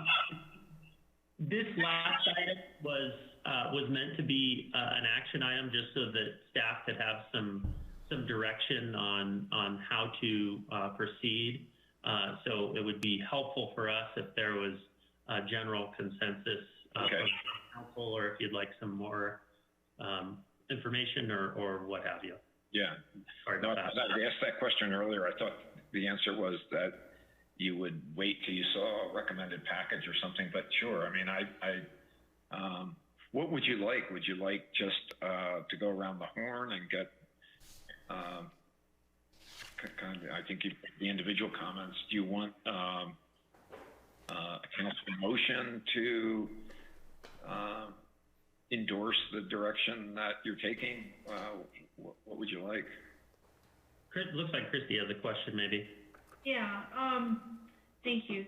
I think that all we would want is that what was in our council packet shows the full budget. We just are looking for an approval of moving forward with that full package as had been presented in the council packet. Okay. If you'd like for me to show you, I definitely could just share my screen just for a minute if you'd like. Mr. Mayor, with that type of action, I would just recommend a council motion to approve that funding plan that's set forth in the packet. Okay. Is there a motion? I'm happy to make the question. Is there a motion? Mayor, I make a motion to approve the estimated coronavirus relief funding as shown in the council packet. Is there a second? Second. Okay, moved and seconded. Voice vote on this one or roll call? Voice vote is fine. Okay. All those in favor signify by saying aye. Aye. Aye. Great. Thank you, guys. You okay, Ryan? Yeah, I think that's good. I appreciate that. Thank you. Okay. So our last official action tonight is to receive an update on CDC and the River Park project. Yeah, so just wanted to bring a couple of things to your attention. We obviously have Jeff and Susan here who have been working away at finalizing the purchase agreement. We did get some good news this last week that the letter of map revision, or LOMR as it's known, was approved, and there's a waiting period once approved for an appeal, but those appeals, we're not expecting that one would come forth, but nonetheless we've got to do that last step. But on the purchase front, all the documentation is lining up there. I don't know if Susan or Jeff want to take that as far as your crystal ball on timing a little bit. Sure. I'll just add that we've been working through some issues with the developer, who in turn has been working through issues with the underlying or the current property owner on getting everything lined up so we can move towards the closing. The planning staff and I have been working on finalizing the plat, addressing a couple of easement issues affecting the property, preparing approval documents from that were approved or were authorized as part of the. Oh, no.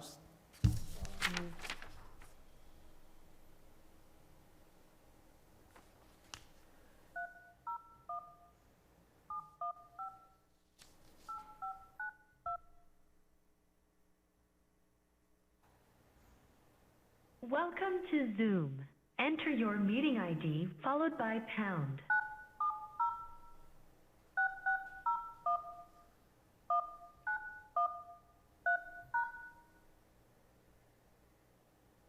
your participant ID followed by pound. Otherwise, just press pound. Please enter the meeting password followed by... You are in the meeting now. There are 16 participants in the meeting. Okay, so we're back. All right, we're back. So I think where I might have dropped off is just to say where we're working with the developer and the underlying property owner on some of these final issues. One of the last ones relates to some existing sewer taps and transfer of them, and some issues that have come up with the Basalt Sanitation District, and hopefully getting close on resolving those. So, Susan, do you have a crystal ball as far as a potential timeline? No, I think that'll be some time before October 13th. We had the amount put in the accounts payable this time. And so I think everything's kind of lining up. Did you want to mention anything about the option on parcel E or anything or not? Sure. Yeah, so the under the approval ordinance for the Basalt River Park, it authorized the town to purchase the park parcel, and then it also authorized the town to purchase the art parcel in the event that the art base was not in the position to move forward on a purchase at that time.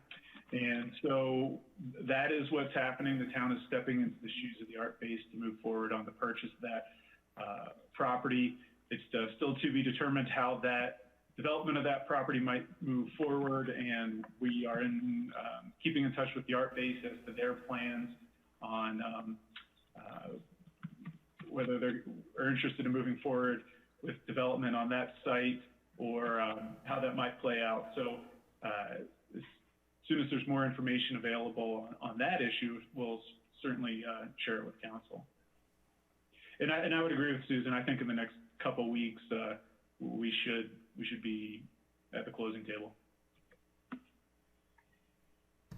So the final plat survey work is all completed. These are basically plat notes and plat language that we're trying to sort out.